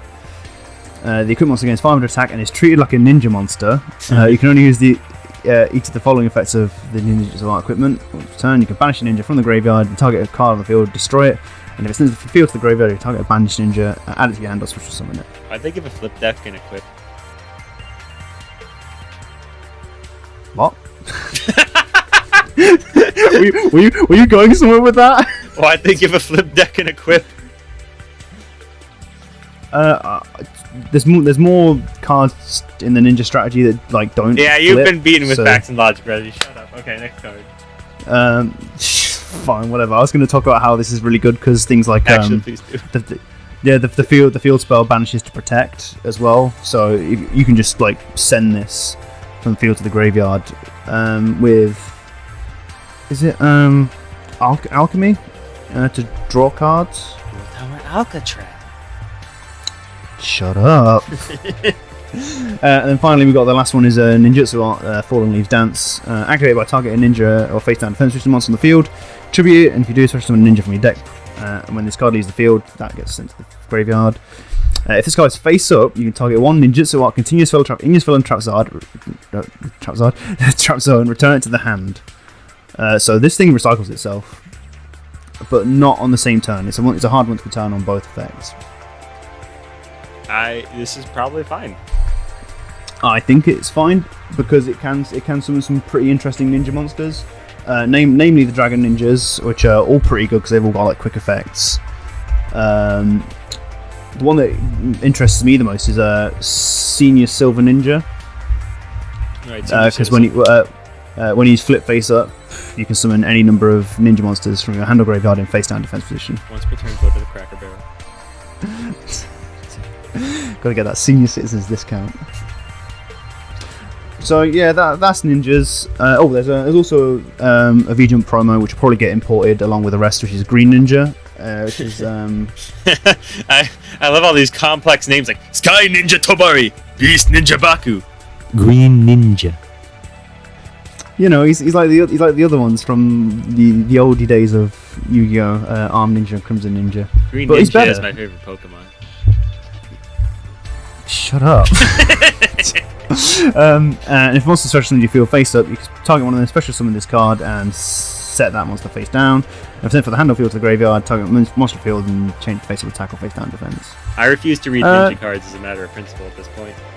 Yeah, they're just like a ninja scroll. There's a lot of words. It's all in read. Japanese. It's all in Japanese, and it's just learn Japanese, doofus. I can't read English, let alone Japanese. Why do you think I play Yu-Gi-Oh? True. But yeah, no, he's fine. He seems to keep the motor of the deck running. So my question with ninjas is... How do they summon Infernal Queen Salmon? Shut up! We'll get to the damn salmon. I'm talking about ninjas. Yeah, alright, so very, very quickly, last final notes on ninjas. We got a lot of monsters that tend to be in theme or out of theme, like funny things like the Valiants, the Karakuris, any like odds and sods. But the one that is interesting for me with ninjas is the pendulums, because I was gonna say. what the hell do we do with these now? I assume we just don't play them anymore, because even though the big level 7 one's kind of easy to summon and has piercing on the pendulum effect, I don't know if that's worth it anymore. Ninjas are that one kid who decided to go through single phase possible. Like, he was a goth, he was an emo. Those are the only two phases I can think of right now. But the point is, they've been through like everything. They were pendulum, they were fusion. There's technically 2 synchros because of super heavy samurais. They are stealing achievements from other people. They have claimed to have hacked the FBI when really all they did was go to his site and get a Russian malware. No, I guess you can put it like that. You know, well, this wave of support kind of strikes me like the heroic wave, where hopefully we'll get some ninja reprints, and that will kind of lead on as to what Konami wants you to actually do with this deck. Either way, you can play Penguin Ninja. That's pretty cool. Don't say that. No, it's good. Shut up. Leave him be. All right. Do you want to talk about Infernal Queen Salmon? Yeah, so Soul Scissors is a level 2 Dark Fiend that when a monster on your field is I'm destroyed... actually going to eat your ass. I can't believe you're doing this to me.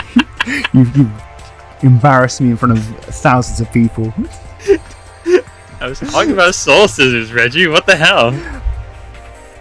Fuck you. Read the damn cards. I'm done. Okay. I'm not talking about Darkwind Blast anymore. Alright, so Infernal Queen Salmon is a level 5 water fish with Monarch stats that on summon spits out any normal fish from hand, deck, or graveyard. If it's destroyed by an opponent's card, you can special summon any number of level 1/0/0 tokens. Alright, this is bad, but I appreciate it on a fundamental level. It's fun, it has a nutty effect if you pop it, and is a tribute to an old goofy card. I really love this kind of shit. I think Salmon Monarchs are unironically one of the funniest ways to play Monarchs. Just because you can play them that way. I think the funniest way to play Monarchs is pure Squire. You can do that? No. But you should still do it. No, like I say, Salmon Monarchs are weirdly a thing. Just because there's so many ways to get to Terra King previously. But now with Infernal Queen, who knows? Maybe you only need one Terra King. Slay, Infernal Queen. Just keep reading. World Ocean Dragon Cillianthus is a Link 4 Water Sea Servant. You can only control one, and during your main phase, you can banish as many monsters on the field as possible, and special summon them to their owner's fields in any position you choose. During the battle phase, as a quick effect, you can destroy cards on the field up to the number of co-link monsters. It's interesting mostly in the fact that its summoning condition is ludicrously easy. It just needs one monster. You can use any Link 4 that's spent to summon it, and you can use this particularly in Infernities to reset all your hard ones per turn, all your soft ones per turn effects. Meaning you can get another search off Arcfiend, you can reset your Necromancer, you can have Avenger be there too. There's fun shit you can do with this. it's a weird card. So when it says like one monster, does that mean you can use like a single link 3 for it as well? Well, no, because that's to be Link 4, because it is Link 4. But you can use a single spent, what's the name of the funny draw 4 dragon? Oh, Saryuja. Yeah, Saryuja. You can use a single spent him, and then make this, and then reset all your shit. It's a really interesting combo card, and you can, during the battle phases, quickly, like I said, you can destroy cards on the field up to the number of co-link monsters, so that's probably what they wanted you to do, but that's stupid. And resetting my Infernities is funnier. Yeah, and anytime you give nice things to Inferni players, bad things tend to happen, so either this card is going to be gone very soon. To be fair, we got that, like, Monster Reborn on steroids, and we still haven't done anything, so as long as Launcher stays at 1, we should be fine. Yeah, that's just what worries me, though. Oh, they'll slip up, they always do. Yeah, I can't wait for Infernities to come back in, like, 2025 with their fabled 9-month combo. I want to see that one at Worlds. I genuinely want to see someone pull off the month-long combo that prevents you from using every card in the game. Yeah, because that would also be an argument for the time rules as well. Because it's end of phase, isn't it? Well, I think no, I'm not done yet. They actually, to be fair, they actually have infinite loop rules now, both for ones that are initiated by the player and ones that are initiated by game mechanics. For game mechanics, if a game, this is a while back, I think, but for game mechanics,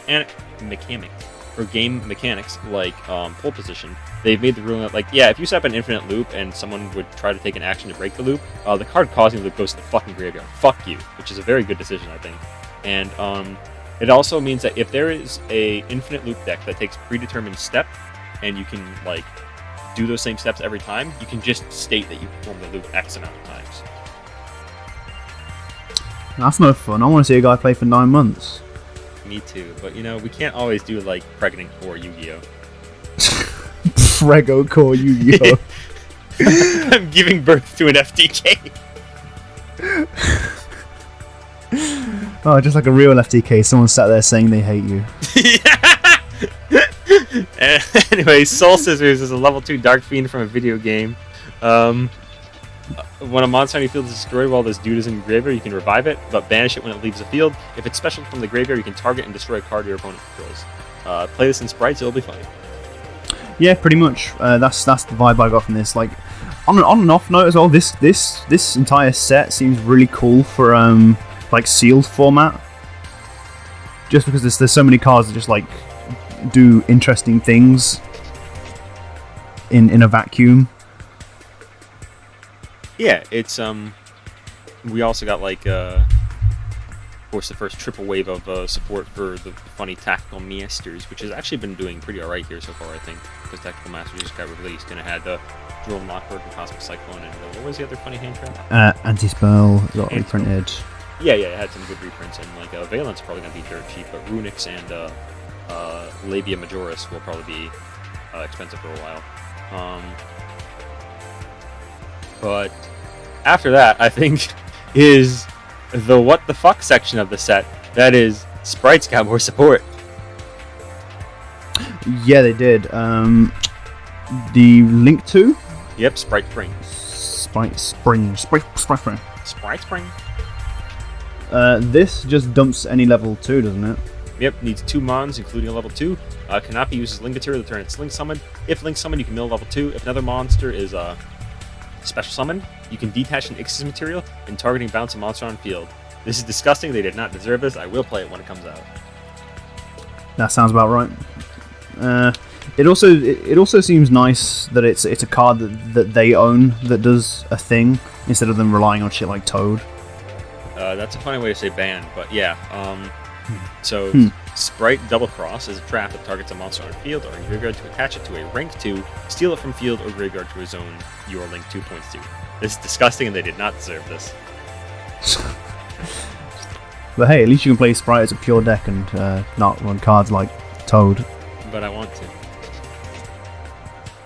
Why do you like hurting other people? Because Omni Negates are funny. Why do you think I played like Herald Drytron? Disgust me. It's better than Mystic Mine, which topped thanks to, like, Old Man Mine. He went down into the mines and pulled this card up. well, hopefully Old Man Mine suffers a... He's not a real person, is he, for the record? He is a real person. Okay, I'm not going to finish that sentence. No, I'm serious. There was a guy who's like, I want to say, just a very old dude who like taught with like Mystic Mind. And it's kind of one of those things where like everyone I think realizes I have to be nice to him because he's old. I'm not saying he was mean or anything. He's probably a fine gentleman, but I just hate Mystic Mind a lot. Well, the good news is once he's like got Mystic Mind banned, he can just move on to another deck like Floanderies or something and get that banned as well. He's the sole reason cards get banned. I summon Icy Penguigo. Ban it! Pretty much. That's what I'm really hoping for. Thank you, old man ban. Thank you, old man. We praise you every day. I'm dying. Jesus Christ. When he dies, Yadagarasu comes back.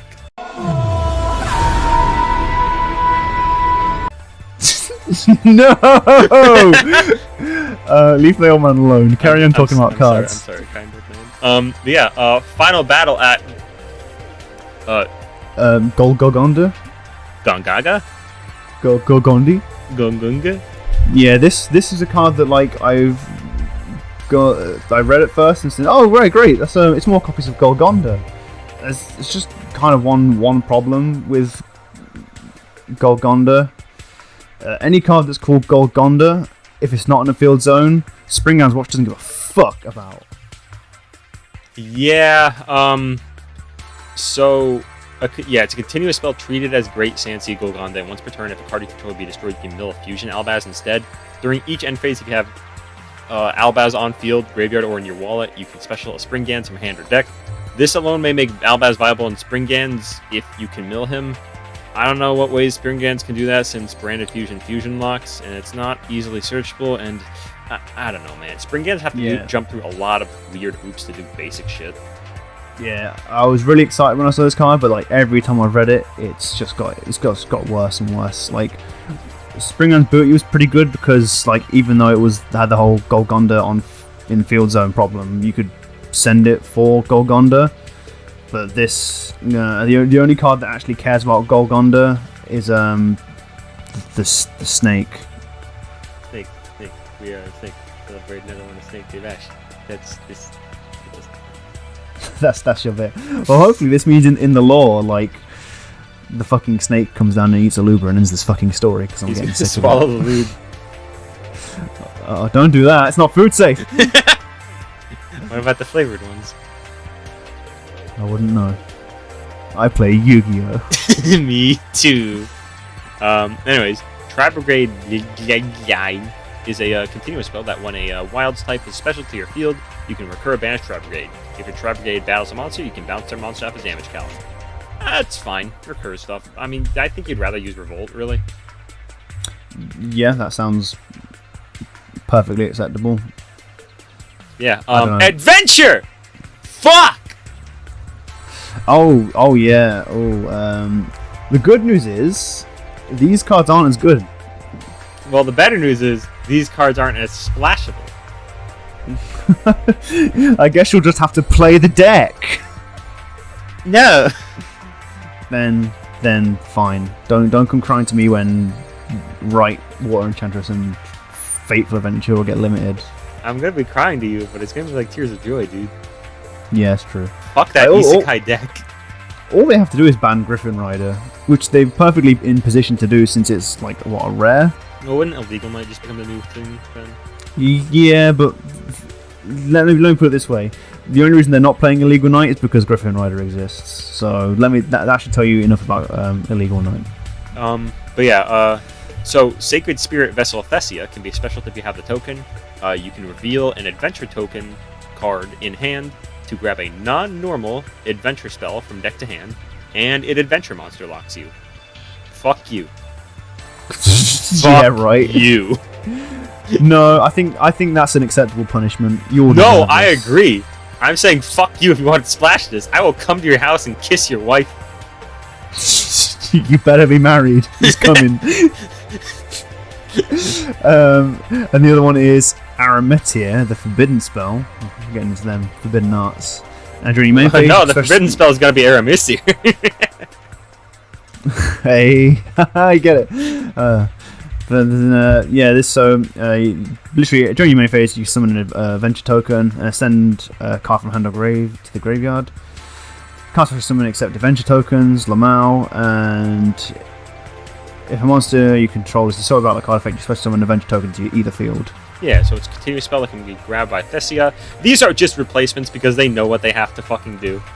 I guess, but but they also do completely different things. Like this can just summon like an adventure token every turn, and if your adventure tokens don't die, you can just have. It's basically like a play on Isekai. This is the bad kind of Isekai. Now we're all adventurers. Yeah, let me fucking tell you something here. Here's a scale of Isekai.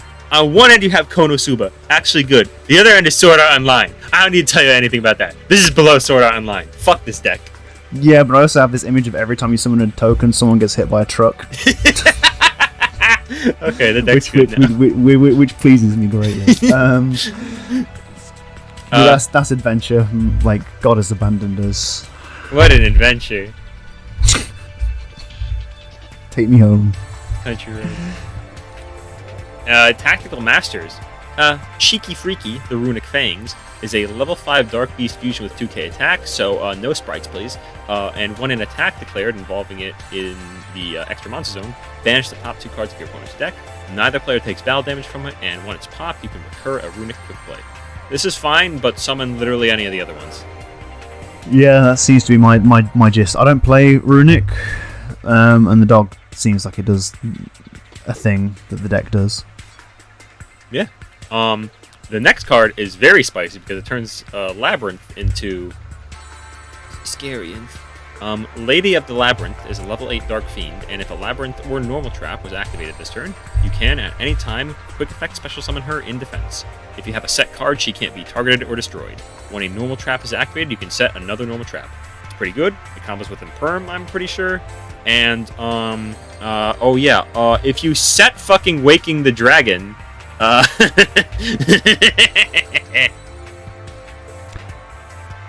yeah, sounds like a good card. I don't know much about Labyrinth. I've not had a chance for me to actually properly play test it. Same. I got a list from one dude in the Tenny Discord server. Noom is his name. He's a good player. And I've been trying to figure out how to play from there. But yeah, it's a. I think Labyrinth is a neat trap deck. I just gotta learn how to play. I've noticed that in the English translation they've changed cook clock to coo clock, which is not as funny anymore. Valance Vacating is solo activation. Is a normal spell that places a Valance in the pen zone, and if a card is in the field zone, you can banish it to Senate switch a Valance. It's pretty good. It's an unashable Rhoda/E-Telly. Cool. Does it fix Valence? It's not a fucking miracle worker, Reggie. well, shit. Myriologic Aggregator that sounds like something you'd say in a business meeting. Is a rank 9 Dark Cybers Ixies, and one Ixie summon mills a monster from the extra deck. It can swap materials attached to it with stuff in the graveyard, and if sent to the graveyard, it can target negate a face-up card. I think the idea is you mill Natis, pop something, swap back the Natis to equip to it, then you get rid of it, so you get 2 pops, I guess? Yeah, or with Arclight, you get 2 searches. Yeah, it's... Because you can link it off from Gravity Controller in the extra monster zone. Make it in Generator, it'll be fun. Yeah, I make it in Prediction Princess. It'll be funny. What a funny little card. Yeah. News Reporter from the Underworld is the tour guide deck that we never got. Is a Link 2 Dark Fiend, needs just 2 effect monsters, and cannot be used as Link material the turn it was Link Summon. If a monster you control will be destroyed, you can tribute a Fiend instead. You can revive a Fiend in your graveyard, Fiend Lock, and discard a card. This will work with Dark Worlds, and we've got a few cards to talk about for them a bit later. Oh, buddy. Yeah, it's a pretty good card. Other cards in this deck that sort of interest me are Laughing Puffin. If a face-up spell trap on the field, you can special summon this card from hand, and then you contribute 1 Wing Beast monster and target a face-up spell trap on the field and bounce it. rest of this turn, you cannot activate cards with this, or effects of the cards with the same name as that card you bounced. And it's quick effect if all cards you control are winged beast. This really feels like Flandre's support, and I don't like it. I don't like them having the ability to bounce cards and That's why stop me from activating them. You're laughing at just my life in general. Laughing Flower has a new friend. Finally, after all these years alone. Anyways, Hanshi Kyudo Spirit is a level 5 Wind Warrior Pendulum, which is very based, scale 9. And if a monster is Pendulum Summon, bounce him. On normal summon, you can bounce cards in the same columns as your Pendulum zones. Then search I believe it is... Hold on. It's any of the Spirit Pendulums, so Karate Spirit. It searches anything with Monarch stats. Yeah, this is another way to play Monarchs, funnily enough. Or Infernal Queen Salmon. Yeah, no, you could actually Pendulum Summon her and still get a king out the deck, because every queen has a king.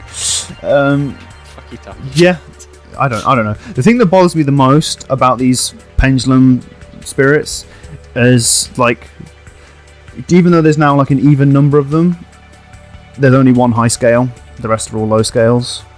Yeah, but I do appreciate them like trying to refine the concept more, because it's a funny little concept. I like it. Yeah, no, I just think they're neat. Yeah. Then there's Doomtoon GT19. Which No, leave it. I am only bringing this up under the pretense that it tricked me into thinking it was an FA. Next card. Yeah, if we get time, I'm going to talk about it, but I don't think I'm going to nix it right here. We are not talking about Doomtoon this early into the video.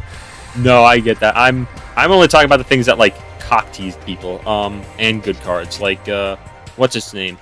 Reincarnating Shamisen Calico is a level 3 Dark Zombie Synchro Tuner that, during the opponent's main phase, can Synchro summon using monsters including this, and if it's in your graveyard, you can recycle another Graveyard Synchro and summon this again. This is bananas. Yeah, it seems really good. Like most small, like level 3 Synchro tuners, it just does degenerate things. Yeah. There's Volo the Doom Originator Vassal Dragon, which is sick-ass name. Rank 6 Dark Zombie, 2400 attack, needs 2 or more 6s. Monster control can buff by 1 for each card in the opponent's graveyard, and as a quickie, you can target a card in the opponent's graveyard. And I did not finish that sentence in my notes. What the fuck? She shuffles into the deck, or if it's a monster, special summon it to you if you're in face of attack position. Okay, yeah. Yeah, this thing's nuts, and I literally this is sick. Yeah, as soon as I saw it, like you started cropping up in OCG decks, because as well you can summon it off the Bisted monsters you summon. Yeah, because you can grab a second Magnemut off of Magnemut and summon that on the next turn, or even Druid Worm or whatever. You know, do what you want. Yeah, no, it's extra deck DD Crow, so it's pretty good. Yeah, it's pretty good. Phantom Knights could probably play it with launch. Oh yeah. There's also Cocktease number 2 is Calamity Upon the Hidden City, which cockteases dual players and is a continuous spell that prevents the opponent from targeting your face down monsters. Flip monsters gain 1500 attack. If it's destroyed in the back row, revive a monster and face down. I don't care if it's a cock tease, it's still really good. It is. It is. And like because it stacks as well, I've just been like trying to find ways to like get as many on the field and make my Crawler Spine just massive. I think I sent you an image of like a 3k Crawler Spine. I think there's the icon for one of our servers is Crawler Spine with buff arms. Yeah, that's it. That's what happens. God can't help you now. He's coming. I heard you talking shit. Next up is a True Bamboo Sword, which is an equip that, if the equipped monster inflicts battle damage, you can destroy all monsters that they control. If this equip is sent to the graveyard, you can equip a new Bamboo Sword to a monster, except True Bamboo Sword. It's fine. It facilitates their weird little playstyle, and it has a nuke with curse. Yeah, it's nice to see more Bamboo Sword targets, and it might mean it just means the theme's not dead, I guess. Yeah. Simul Arcfiends is the third cock block Magic Key moment, and is a trap that locks both players out of summoning monsters of the same type as one they control, and if you do not control one or more of Ixies, Link, Fusion, Ritual, or Synchro, you gain 500 attack. Basically, Diet D barrier that also gets links. Yeah, I was gonna say it sounds like a really, really bad Inspector border. Inspector Border. Why do you torture me like this? how many cards are there left? There's two more interesting ones. There's a bunch of other guff. But... Upside down is one of them I find. Yeah. Trap adds the bottom card of your deck to your hand, but lets you place a card from your deck on the bottom of your deck. This is not a hard one per turn either, so like it's just good deck cycling. Yeah, it's really interesting. Put them garnets back where they belong. And then there's Star-Crossed Meeting, which cockblocks Shinobirds, which is the last cockblock. And it's a normal trap that reveals a ritual in hand to grab a ritual with the same level but different name. You can banish it from graveyard, then send a ritual spell from hand to graveyard to ritual summon with that effect. This would be good were not for the fact that it's a one or the other effect. As is, Foolish Burial Goods is the only way to play this, and that's really not worth it. Bad. It sucks. I hate it. Yeah, I find a lot of these traps that replace ritual spell effects tend to be not very good. So, yeah, it is what it is. Yeah, but that's all for Dablo. What do you think, Reggie? I think it's a really good set. Probably one of the best sets of the year, along with Power of the Elements. Yeah, I think it's a pretty close contender for Power of the Elements, mostly because it does provide some supplementary stuff. Most of what it provides that's good is engine stuff normally, like Bistids and kshatri-la. So I can safely ignore that stuff and just grab my fucking Sprite Link 2 and Sprite Cross, whatever. But yeah, it's a neat set. I'm excited for the Black Wings because those are all very good. And yeah. But next up, look forward to flips. What we got next? Amazing Defenders. Amazing Defenders. Yep, and not even out the gate with Fireman Strippers. That's better than I would have called it. Rescue Oh, you're gonna Ace. call it that the worst. Oh no, it's just the abbreviated name, the unfortunate abbreviated name that they have. Alright, so this is a deck for all you racists out there. This is our ace. Rescue Ace Impulse is a level 3 Fire Warrior, and during your main phase, you can make a monster with the highest attack your opponent controls unable to use its effect. If your opponent activates an effect on field, you contribute it from hand or field a special machine Rescue Ace monster from deck. Time to play on the opponent's turn. Power creep be damned. Yeah, it seems fair as far as playing on your opponent's turn goes, but I don't know what you've been playing testing them. What's your opinion? Yeah, it's definitely very fair. It's really interesting too because it provides some interesting ways to like dodge effects and stuff. So it gives you a lot of targeting outs, which is nice. And the weird thing about these is that because a lot of their monsters are not necessarily very reactive to what your opponent does, there isn't a whole lot you can necessarily summon to really get too much advantage with this. Like, you could, on the opponent's turn, I think the best idea to do with this, if you think they're not going to put up enough negates, you can probably go for their boss monster, or for another card, Fire Engine, which we'll get to in a moment. And then Fire Engine will grab another particular monster, which the deck revolves around, and we'll get to that in a moment. I'll try and cover all the level 4s at once, even though all the main deck warriors, at once, because there was one that was released after the rest, but doesn't change too much, honestly.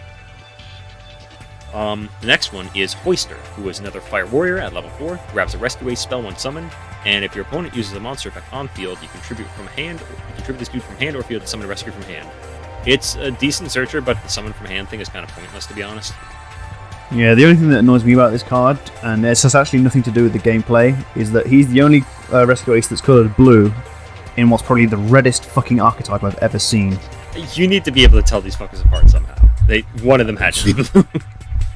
There's got to be a better way than this. This is terrible. It hurts my eyes to look at. Blue ball is more like blue eyes. Just keep reading cards. Where was the... the last one that was revealed, and I'm just talking about this with the rest of the batch because it doesn't change much, is a level 4 is Rescue Ace Racist Intruder, who is a level 4 Fire Warrior that grabs their traps on summon, and when the opponent activates a monster effect as a quick effect, you can activate this as a quick effect when your opponent activates a monster effect. You contribute this to revive a Rescue Ace. It's alright. Grabbing the regular traps is kind of mediocre compared to a certain other card they have, which is very bananas. Very nuts. Bananas and nuts on a Sunday. But one of the main playmakers of deck is Rescue Ace Hydrant, who is a level 1 fire machine. Why firefighters are fire and not water is It has 0/0 stats and cannot be targeted by card effects or for attacks. If you have another Rescue Ace monster, you can activate a quick play or normal trap the turn it was set by a Rescue Ace card. And during the main phase, you can grab a Rescue Ace monster from your deck. It's not bad. It's pretty necessary to make other cards reach their potential, and it can grab by Naganaki, Pure Rice Map, or even Rescue Ace Impulse can spit him out from deck, or someone else particularly. And also, it's searchable by 1-for-1. Yeah. It strikes me as one of those cards that, like, either if you deal with it, it shuts the deck down, or it's a distraction for the other cards to do their thing. And I can't tell which is which. So it's a very, very good card to have on the field because it gives itself protection, which is kind of nice. It continues to grab your resources, which is nice, and it helps other cards reach their full potential, essentially. But I'll get to that in a bit. But Rescue Ace Hydrant, very good card for the deck, and I don't think the deck dies without it necessarily. There's a few things that the deck has that kind of keeps it living. But next up are the machines and the rest of the machines, and the rest of the machines are all high levels, starting with Fire Attacker, who's a level 6 fire machine that can summon itself from hand if you summon a Rescue Ace, and if a card is added to the opponent's hand, except by drawing, you can draw 2, then send 1. It's fine. You're not going to do a whole lot with what you draw normally, but it's fine. It's an extender, so it's yeah. It's very important to attack the fire. Yeah, beat the shit out of it. Break its fucking legs. Don't let it get away. Fire Engine is a level 7 fire machine with the same summon condition as Attacker. And if a monster is special summoned to the opponent's field, you can special summon a level 4 or lower Rescue Ace from hand, deck, or graveyard. It's a little bit better than Attacker since it gets you to the lower dudes on your turn and then can get you to the next guy, Turbulence. Now this motherfucker, he's a special boy. Level 9 fire machine that can be special summoned from your hand by banishing 2 Rescue Ace cards from your graveyard. During your main phase, you can set up to 4 Rescue Ace quick plays or normal traps with different names from your deck. That's 4. You get to go +4 off of 1 fucking card. I love this guy. And that's not even the end of it. If another card you control leaves the field by an opponent's card effect, you can targeting pop a card. This is really good, but the only issue with him is that getting him on field turn 1 is a bit of an issue. You can theoretically go Hydrant plus one of the extenders, link them off into the link 2, then banish them to go +4, but that does leave you without Hydrant. It's a bit of a weird situation with this guy, because the main balancing factor is that he's a bit hard to set up turn 1, but turn 2 he's a bit more reasonable. But even then, turn 2 he can get negated, so I don't fucking know. Turbulence. Turbulence. Yeah. Yeah, speaking of which, there's also a host of spell and traps. Yeah, and all of them are pretty good. Yeah, so we've got Field Spell, Headquarters. We'll talk about that one first. When your opponent controls a monster, all racists gain 500 attack and defense. And during your main phase, you can normal summon a racist in addition to your normal summoning set. And once per turn, you can target 4 race cards in your deck and shuffle them into the graveyard. And draw 4 in your graveyard. 4 that are banished or in your graveyard, shuffle them into the deck and draw 1. That is the primary thing that you want here. It's amazing recycling power. It can keep you going in the grind game forever. You will never deck out against Mystic Mine unless they cheat and pull out some other stupid bullshit. I hate Mystic Mine players. I hate them so goddamn much. But it's a really good field spell, and it's something that's really going to help you both maintain advantage and get to a lot of other shit and more shit on your field. Now, the main 4, which are the reactive cards, are Rescue, which is a quick play, and all of their spell speed 2 back row is always treated as Rescue Ace cards, and it gains an additional effect if you have Hydrant. Rescue revives a Rescue Ace in graveyard, or it steals 1 from your opponent's graveyard to your field if you have Hydrant. This card is deceptively fucking good. You have no idea how many times being able to just snag something from my opponent's graveyard has saved my ass. It is nutty the amount of utility this fucking card has. It's like Widow Anchor for the graveyard. Exactly. It's insanely fucking good. And then there's Alert, which recurs a Rescue Ace from graveyard or adds 1 from deck to hand if you have Hydrant. This one's a bit weird because it's a Rhoda that doesn't work unless you have the thing that you probably want a Rhoda for anyways. But it's still worth running at 1 because you'll probably run all these at 1 just because Turbulence can grab them all for free anyways, so fucking whatever. There's Contain, which targeting negates and attack locks an opponent's effect monster. And Hydrant's bonus stops it from being used for Synchro, Ixies, Link, or Fusion until the end of this turn. Interestingly, this one and the next trap are not hard once per turn. So there is a reason to run multiples, or maybe even use Intruder if you really have a dead hand and you just need to get more fucking traps on the field and pressure.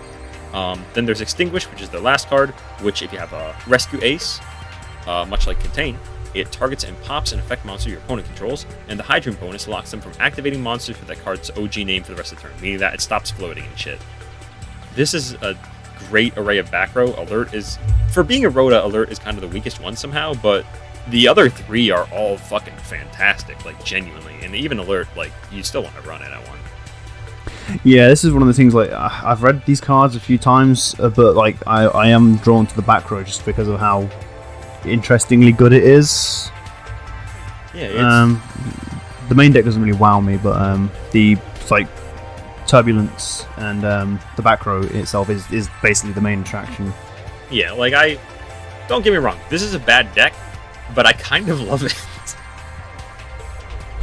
It's a silly little deck about...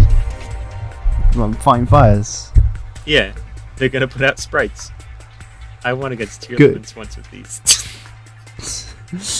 Oh, that's not that. That means the meta's sold. Tier 0 is over. Go home. And then I lost to my Akashi. That means the meta's sold. Let's go home. Reggie, do Yeah, you like that's Tamagotchis? Do I like what? Do you like Tamagotchis? Do you like Digimon? Do you like UB Funkies? What the fuck's a UB Funky? Purrely Eevee! Purrely is a deck based around a single monster. It's a good thing those have never been good. Oh. Purrely is a... It's just this called fucking Purrely. little gremlin. this little asshole. Like, he shows me a back door at like 10 in the night. This like, weird fucking Purrely! Ma! It looks like Grandma. Weird It looks like Alfan, the fucking thing. Yeah, this little asshole comes up to your back door at 10 in the evening, asks you got any spare cans of tuna, and you spray him with bleach in a bottle. More importantly, when it's normal or special summoned, you can excavate the top 3 cards of your deck and add an excavated Purrely spell trap from your deck to your hand, and put the rest on the bottom of the deck. And then during your main phase, you can reveal 1 Purrely quick play spell in your hand, special summon from your deck to deck 1 Exceed monster that mentions that monster. So Impermanence, I win. Yeah, pretty much. Yeah, like this deck eats major ass and balls when it comes to just getting negated in any way, shape, or form. Just kill the gremlin. Just destroy it. Play Karma Cut. Play Karma Cut. It'd be so funny. Yeah. But then there's the host of extra deck monsters, which Purrely Happiness is a Digimon, and we rank 2 Ixies like Fairy. At the end of the damage step, if it's battled, you can add a Purrely card from your deck to the hand. And if it's got Happy Memories material, which it will, you can half the attack of 1 face-up monster from the field thrice per turn. when you activate a quick play spell for Purrely's, attach it to this card's material. It's Brave Neos. And then a non-target bounces it back where your opponent controls. Yeah. It's alright, I guess. It's not the one you want to go into the most on turn 1. Yeah, I'd prefer to summon that- some of them Why are you playing the deck then? too. I'm not! Next is Beauty. Vaporeon is actually the perfect Pokemon for a con. Don't. Look at his smug little fucking face. Once per turn, you can target an effect monster your opponent controls. Negate its effect at the end of this turn. It's got a quick effect. It's got Pretty Memories. It's material. Thrice per turn. When you activate a Purrely quick play spell, attach a material. You start to see where this is going, right? This is pretty good turn 1. This is You forgot the important part. Negate. It's got battle position change. Oh, thank God. For a second there, I thought, no gives a shit. I keep getting hit by Big Ben K. Help! I got the card for you. Benkei steps on his fucking head. Super heavy samurai, super flat pet. Gong Strong crushed my Nintendo. tweaks.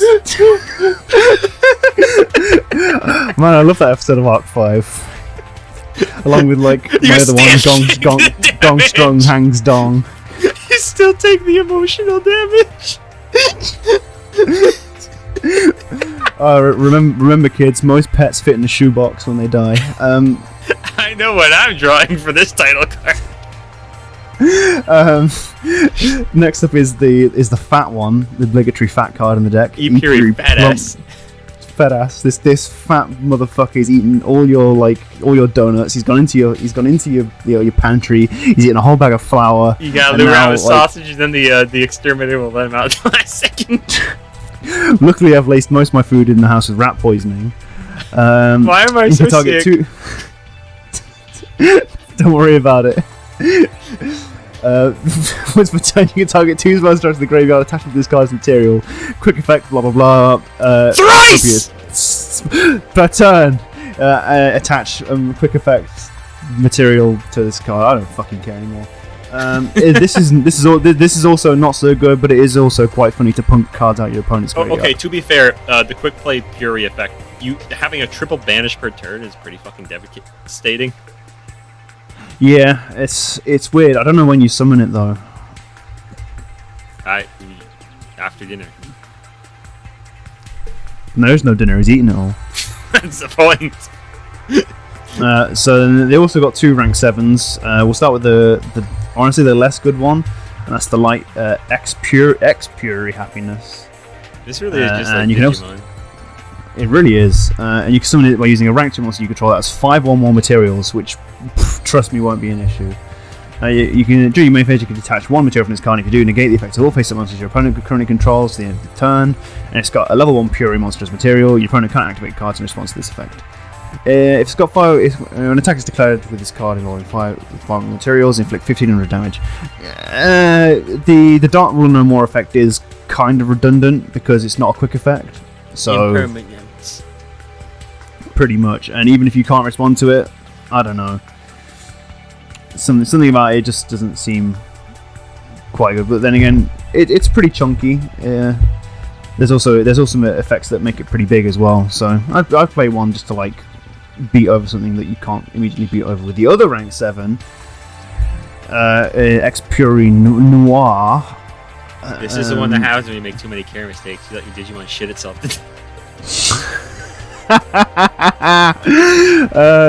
Same special summon condition, and this card with 5 or more materials is unaffected by your opponent's activated effects. You can attach barely any attack. You can detach 2 materials from this card, then target 1 card your opponent controls in their graveyard, place it on the bottom of the deck. This is a quick effect if it has level 1 Purery. You can kind of see which one got the better treatment of the 2, despite constantly shitting itself. Impermanence me now, you bitch. Yeah, this thing's a fucking house, and trust me, it's got a 2.8k defense booty. It's pretty nutty. And that won't even be a problem because the quick play spells have an effect. One of the quick play spells has an effect to like pump the attack up as when it's used as material for every material it's got. So this thing gets like bigger than the defense anyway. So I don't think you have to worry. That's probably the idea behind Purrely Happiness, and to use it as a big B tool. Yeah, pretty much. And then you use Noir because it's just better. I've negated my opponent's relinquished. I have won the match. Wait, what's this funny little trap card he's used? So then the rest is all quick play spells, and you know, just a deck with a single monster based around a host of spells. This has never been a bad. This has never nothing good's ever come from this. You said host of spells, and I assumed you meant hostess cakes to attract plump. Yeah, also laced with rat poison. Is it not already? Given this state of American foods, I assume so. You people actually eat high fructose corn syrup? Look. Just because Scotland classified Subway as cake. Look, okay, shut up. Straight Purrely Street is their field spell. Your opponent cannot target Purrelys the turn you special summon them. If a Purrely Xyz leaves the field by your opponent, special a level 1 Purrely from deck or graveyard. During your end phase, you can give a Purrely Xyz a Purrely quick play. It's fine, I guess. Yeah, it's not one of those. It's not something you'd run like 3 of, but you know, maybe play one. I think you can search it. I generally can't remember. I have no idea, but that's their problem. And then you got the memories, which is a happy memory, which is for the light XEs. What? Wait, Purrely, my friend, is a card to continue a spell where he's covered in dirt, so you should power wash him. Just jet wash this fucking gremlin. blast him with fucking air turbines until he's clean. Hey, wow, you're so clean. I can see your bones. I think this is like a searcher. You pay 500, you reveal 3 Purrely cards from your deck, and your opponent chooses one tied to your hand. Shuffle the rest of the deck, blah blah blah. Face up Purrely XEs leaves the field to our opponent's card effect. Add up to 3 Purrely quick play spells with different names from your graveyard to your hand. It's recursion and searching. So this is the mandatory expensive card. Play 3 because you need that little gremlin as fast as you can get it. And your opponent needs to get rid of it even faster. Activate the rat's poison. Yeah. Now we're talking about the memories. There's happy memory, which choose a card on the field until the end of the next turn. It can't be destroyed by card effects. Discard it. Then you discard a card and summon Purrely from your deck. And it says Purrely monster. My happy memory was before this deck. Yeah, so it says Purrely monster, so you know for a fact we're getting a second one. Blah blah blah. And if it's attached to a Purrely XE's monstrous material, it can attack the number of times plus 1 of how many happy memories. Yeah. So you know. I think this is one of the things that's supposed to make Purrely happiness work, but like happiness needs a lot more going for it. Not in terms of what it needs to have, but it needs to have a lot more kind of in terms of materials. Because you mentioned earlier the stat boost that it gets, so it kind of needs this and another certain card in order to really fulfill its potential. Yeah. So the stat boost comes from Delicious Memory when attached to this material, but in the meantime, the on-field effect is you choose a monster from the field. It can't be destroyed by battle until the end of the next turn, and then you discard a card and summon a level 1, blah blah blah. And then Pretty Memory is each player gains 1,000. You discard a card and summon a Purrely from deck. You kind of need to run a lot of all of these just so you can get these gremlins in rotation. Well, the big problem is that Delicious Memory and Happy Memory both need shit already on the field to work. Pretty Memory is the best one, and also like if I can drop making fun of this thing for a second, it's really cute. It's really cute. You have been broken. You're weak. Rat poison in the mail for you.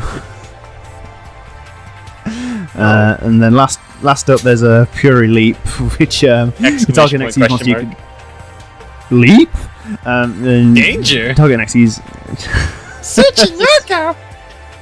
No! Then you summon a Purrely XE's monster with a different rank from the monster you control by using its material. But to return it to the extra deck during the main phase of the next turn. This is choose an XE summon transfer materials. Banish this card from your graveyard and target 3 Purrely monsters in your graveyard, shuffle them into the deck. Except no draw one. This is, I guess. Yeah, it's a weird rank up trap. This whole deck is like, I don't know how to feel about it. It's theoretically fine because you have enough ways to get to the little gremlin. But if the little gremlin is like, shut the fuck down, then you're just maybe. I don't know. I know for a fact this is probably one of the better decks out of the deck build pack. But it's still yet to be seen. That's probably true. I have an attachment to Rescue Ace, but I don't. I actually went against Purrely's, and I don't remember if I won or not. that says a lot, I find. Anyways, Reggie, do you like fruits? I love fruit. Yeah. Do you know those videos where people like finger fruits? What? So Mikankos are named after oranges, and Hair the Sword Mikanko. None of these names will remain the same here. Lamafao is a level 3 fire warrior with no stats, and if it has no equipped card, you still take no damage from battles involving it.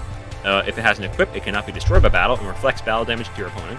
If it's an equip with an equip, you can add a Mikanko equip from deck to equip. Stop saying equip!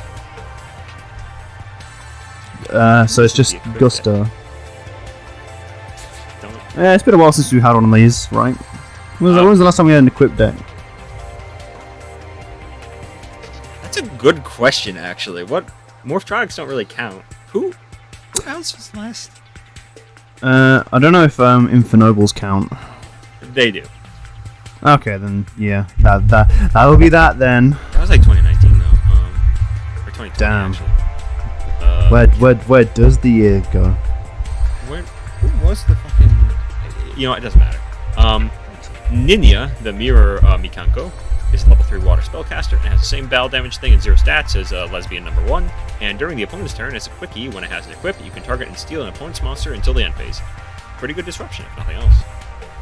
Yeah, it's a bit of a like questionable choice as to how you.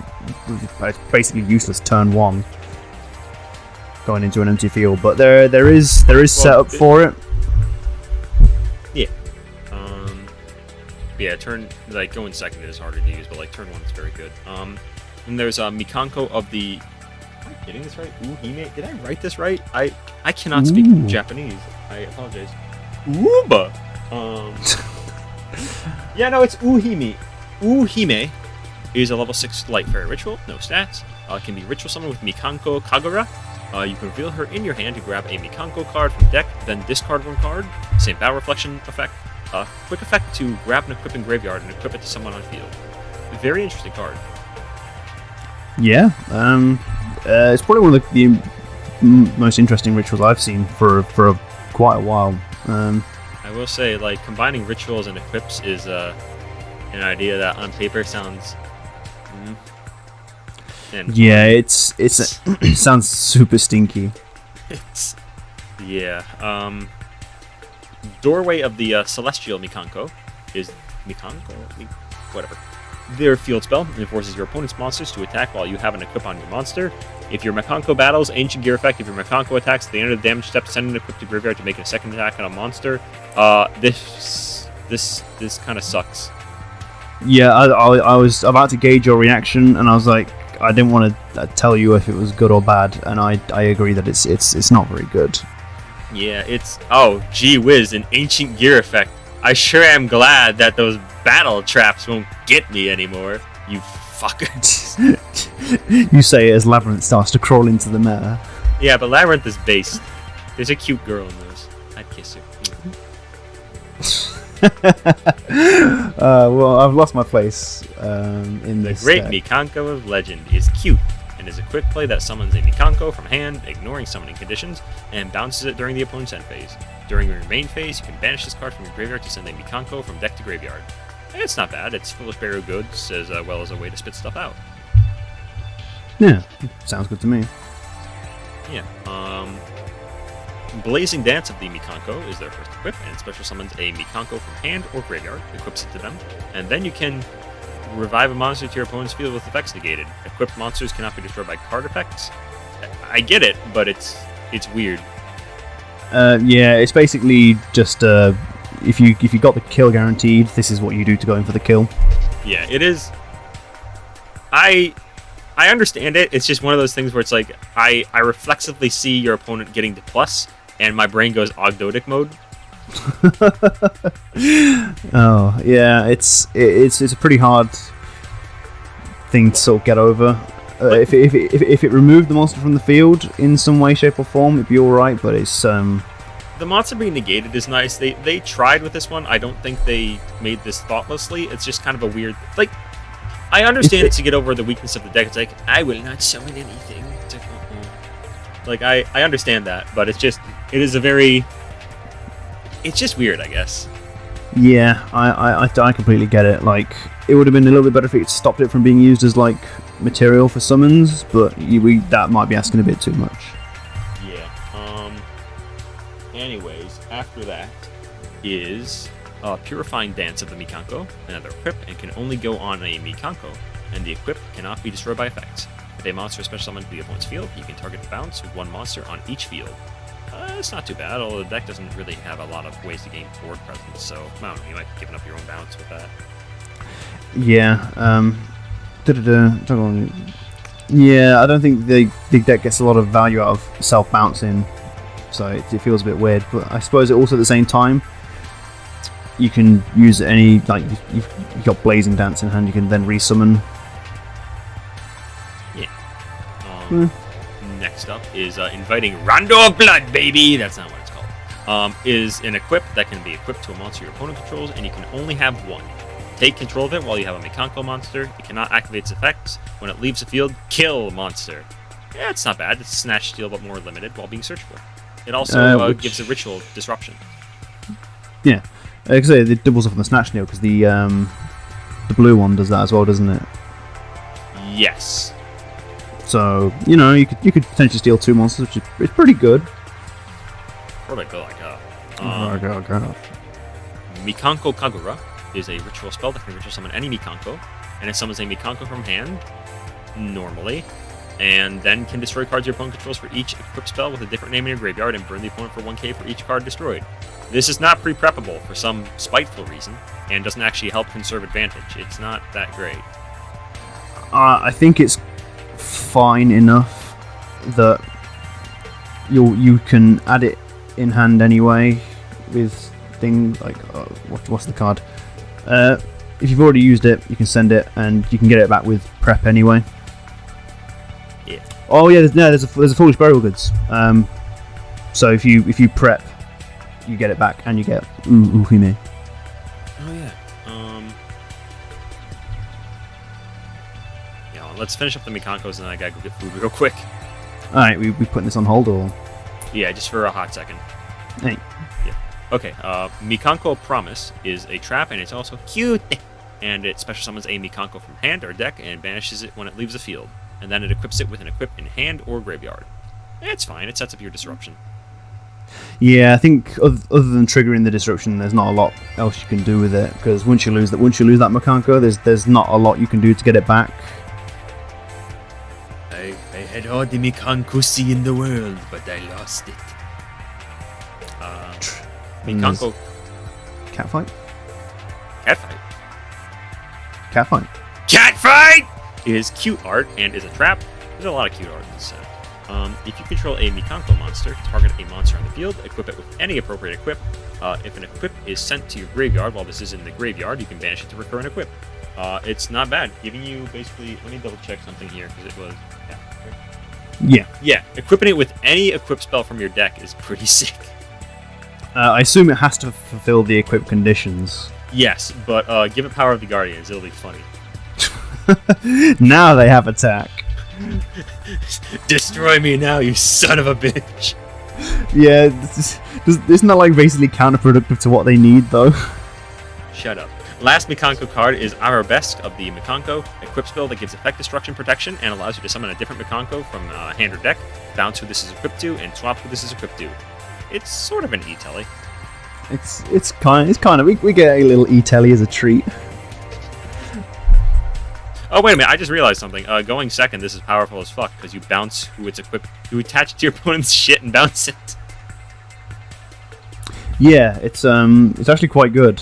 Probably the best card in the deck. Yeah. I will be right back. The CounterCast will return after these messages.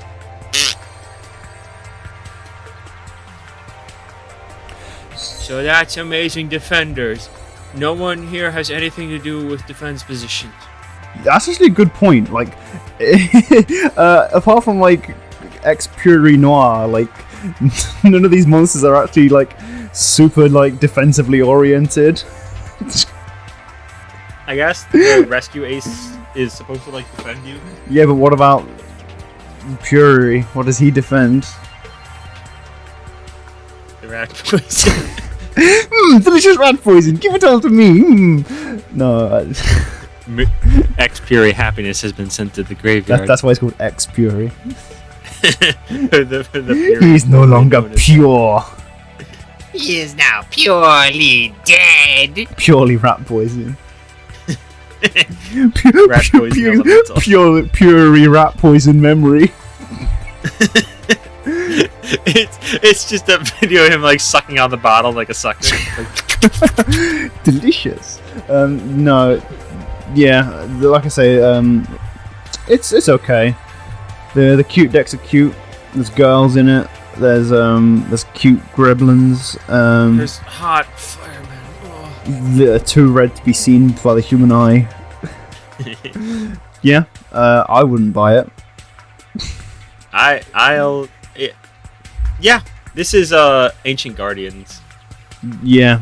So that like people that you'll be hard pressed to find any like true value out of it. It'll be mostly like people will find Best value. Yeah, more like. yeah. People will find a best great value. People will find a card that's like short printed or whatever, and they'll like push that. That'll be the money card. The reprints might be interesting, but Yeah. just yet to be seen. But after that, the remainder of the Dark World deck, just like 4 cards. Starting off, Genta, Gate Man of Dark World, is a level 4 and can be discarded to grab Gates of Dark World.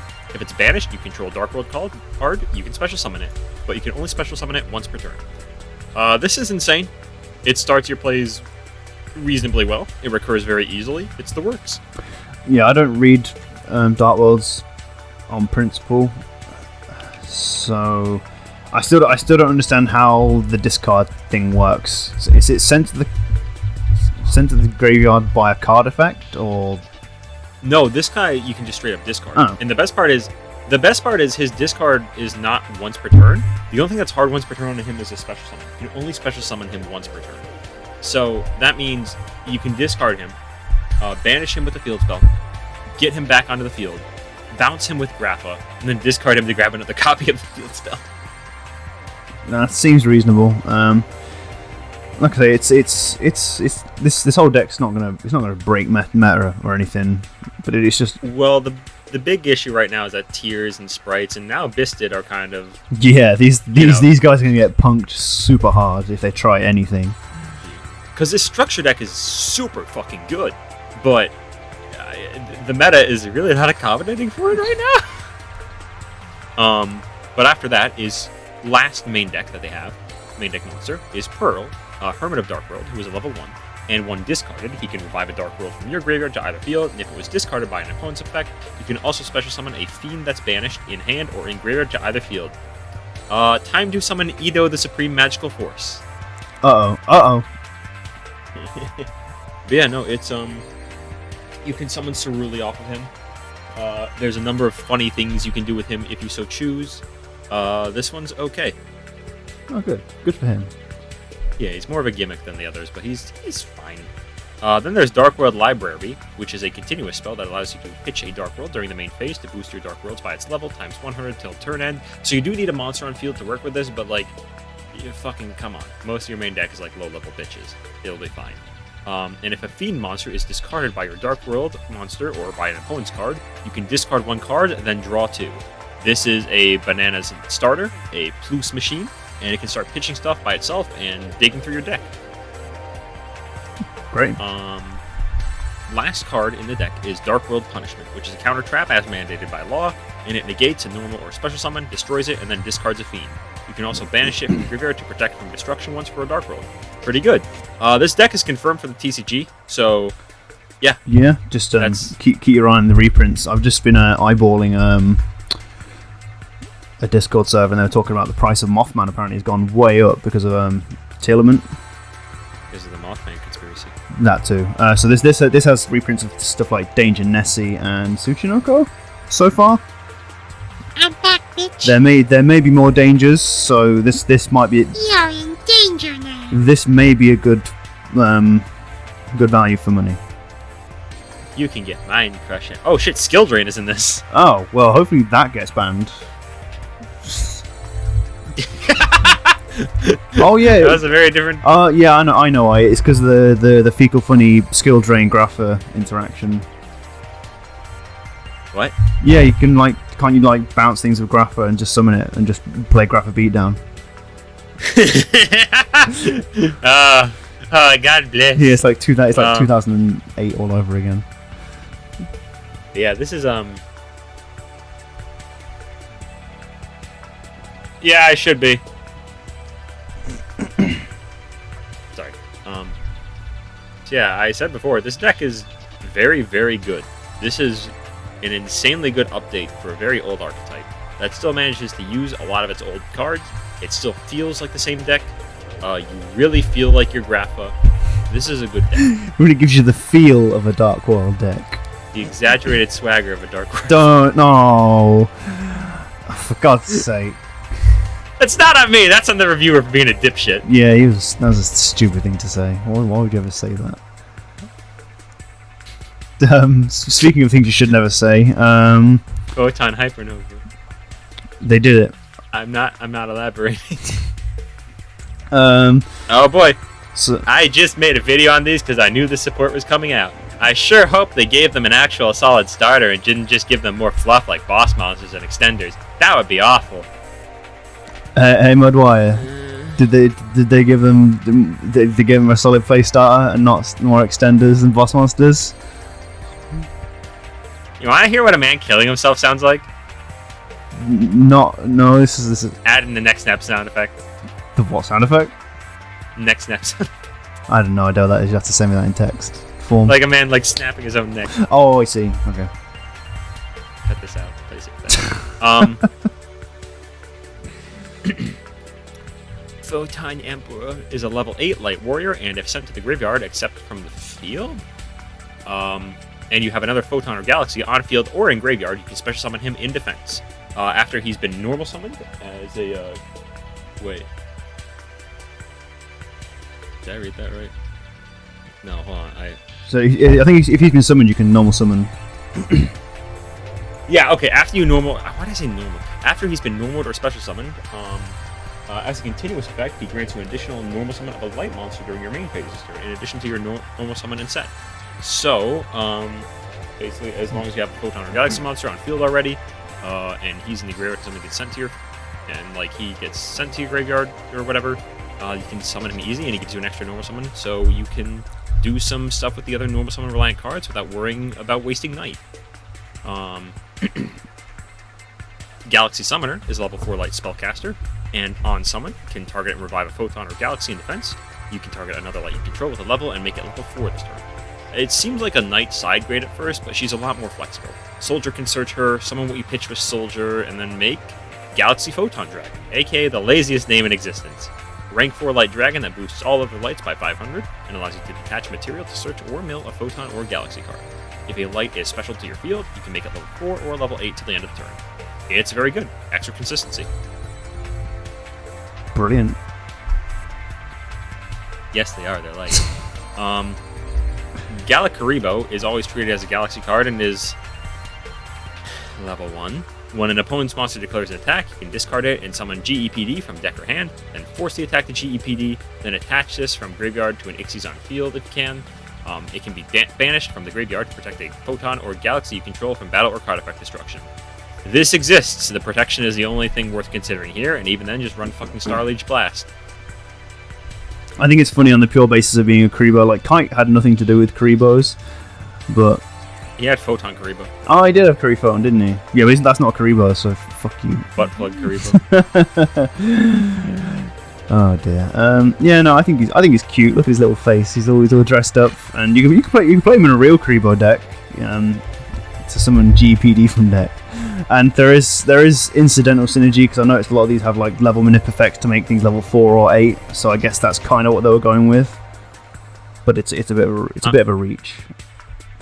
I'm gonna expose him to the cold vacuum of space and see what happens. His eyes will explode.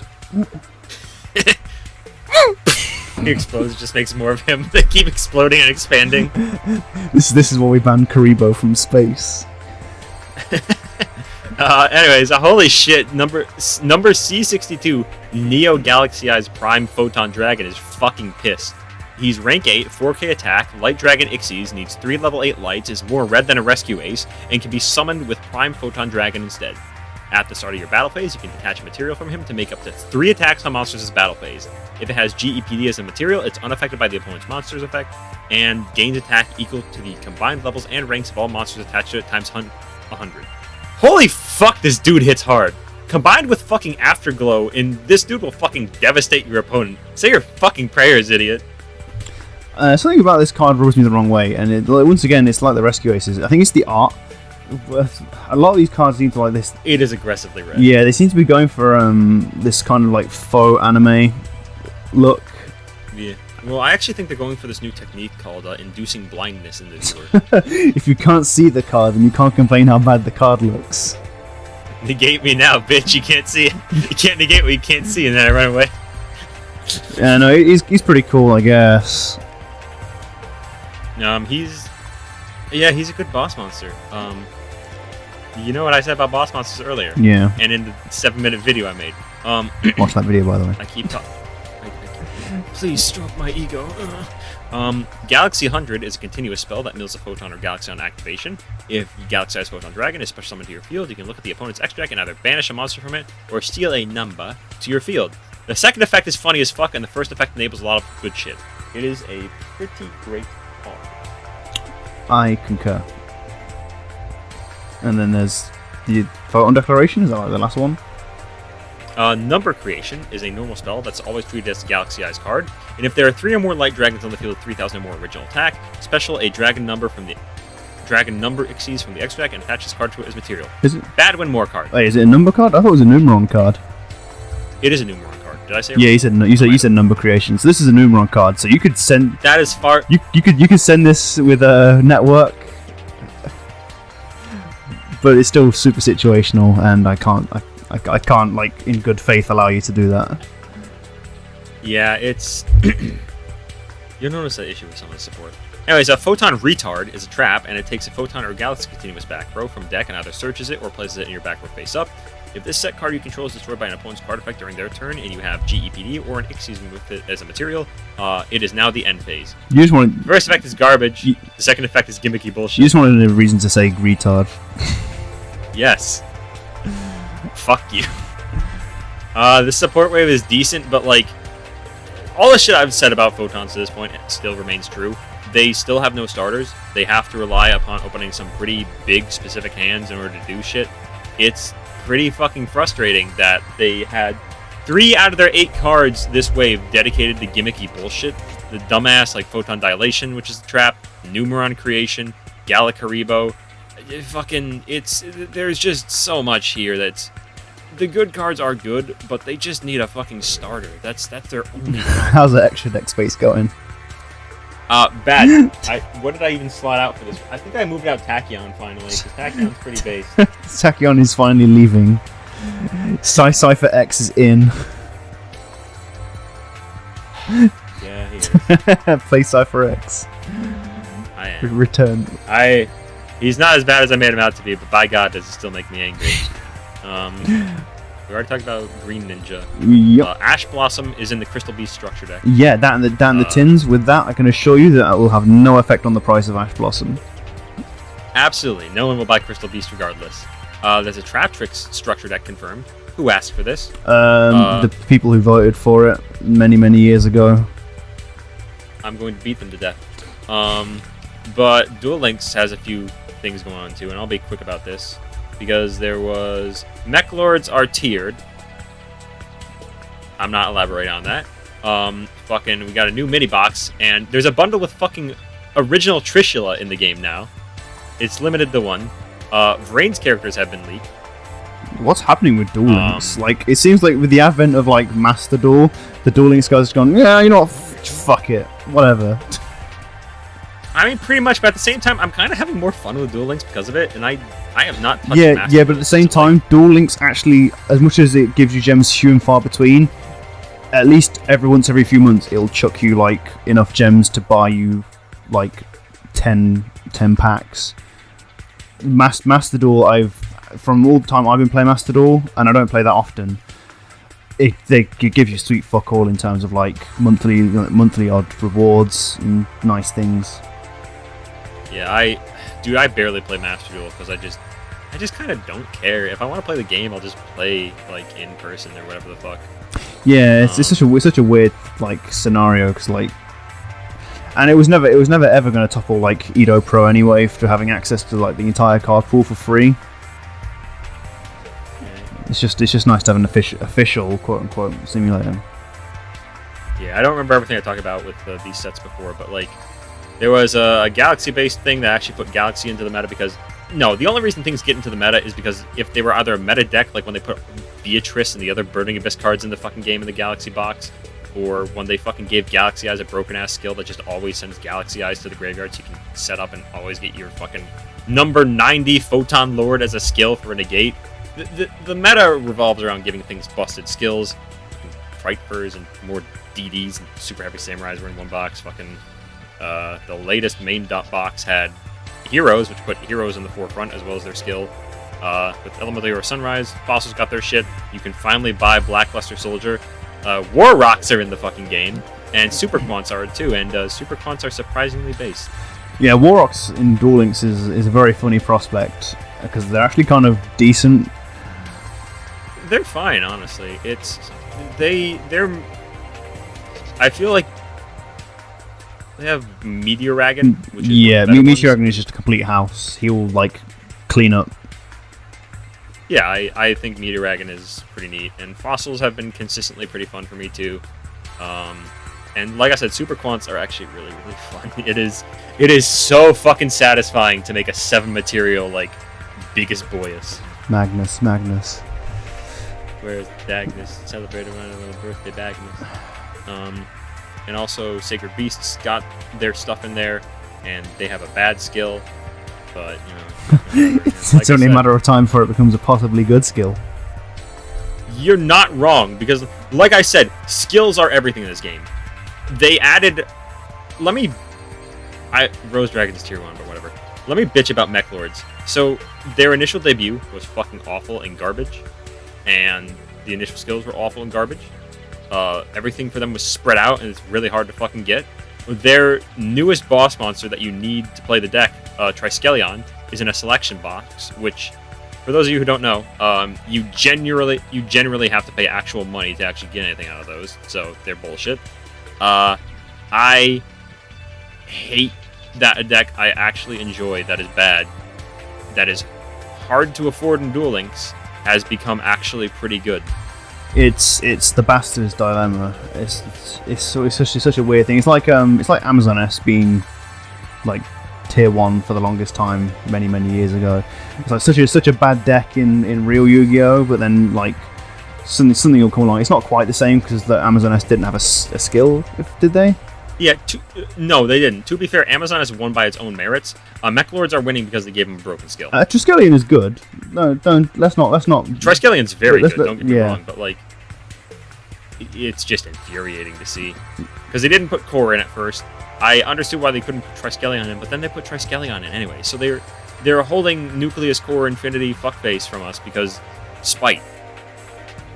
Nah, Spite's came out a few months ago. Unities and Infernities also got support in the newest mini box, and Ice Barrier, Medallion of the Ice Barrier is in the game. Finally, Ice Barrier seems like they'd be a pretty good Duel Links deck. Maybe we're gonna have to wait and see because this box just came out like 3 days ago, 5 minutes ago.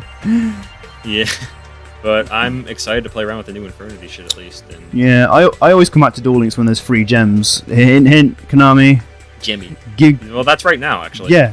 Free gems in my Duel Links, it's more likely than you think.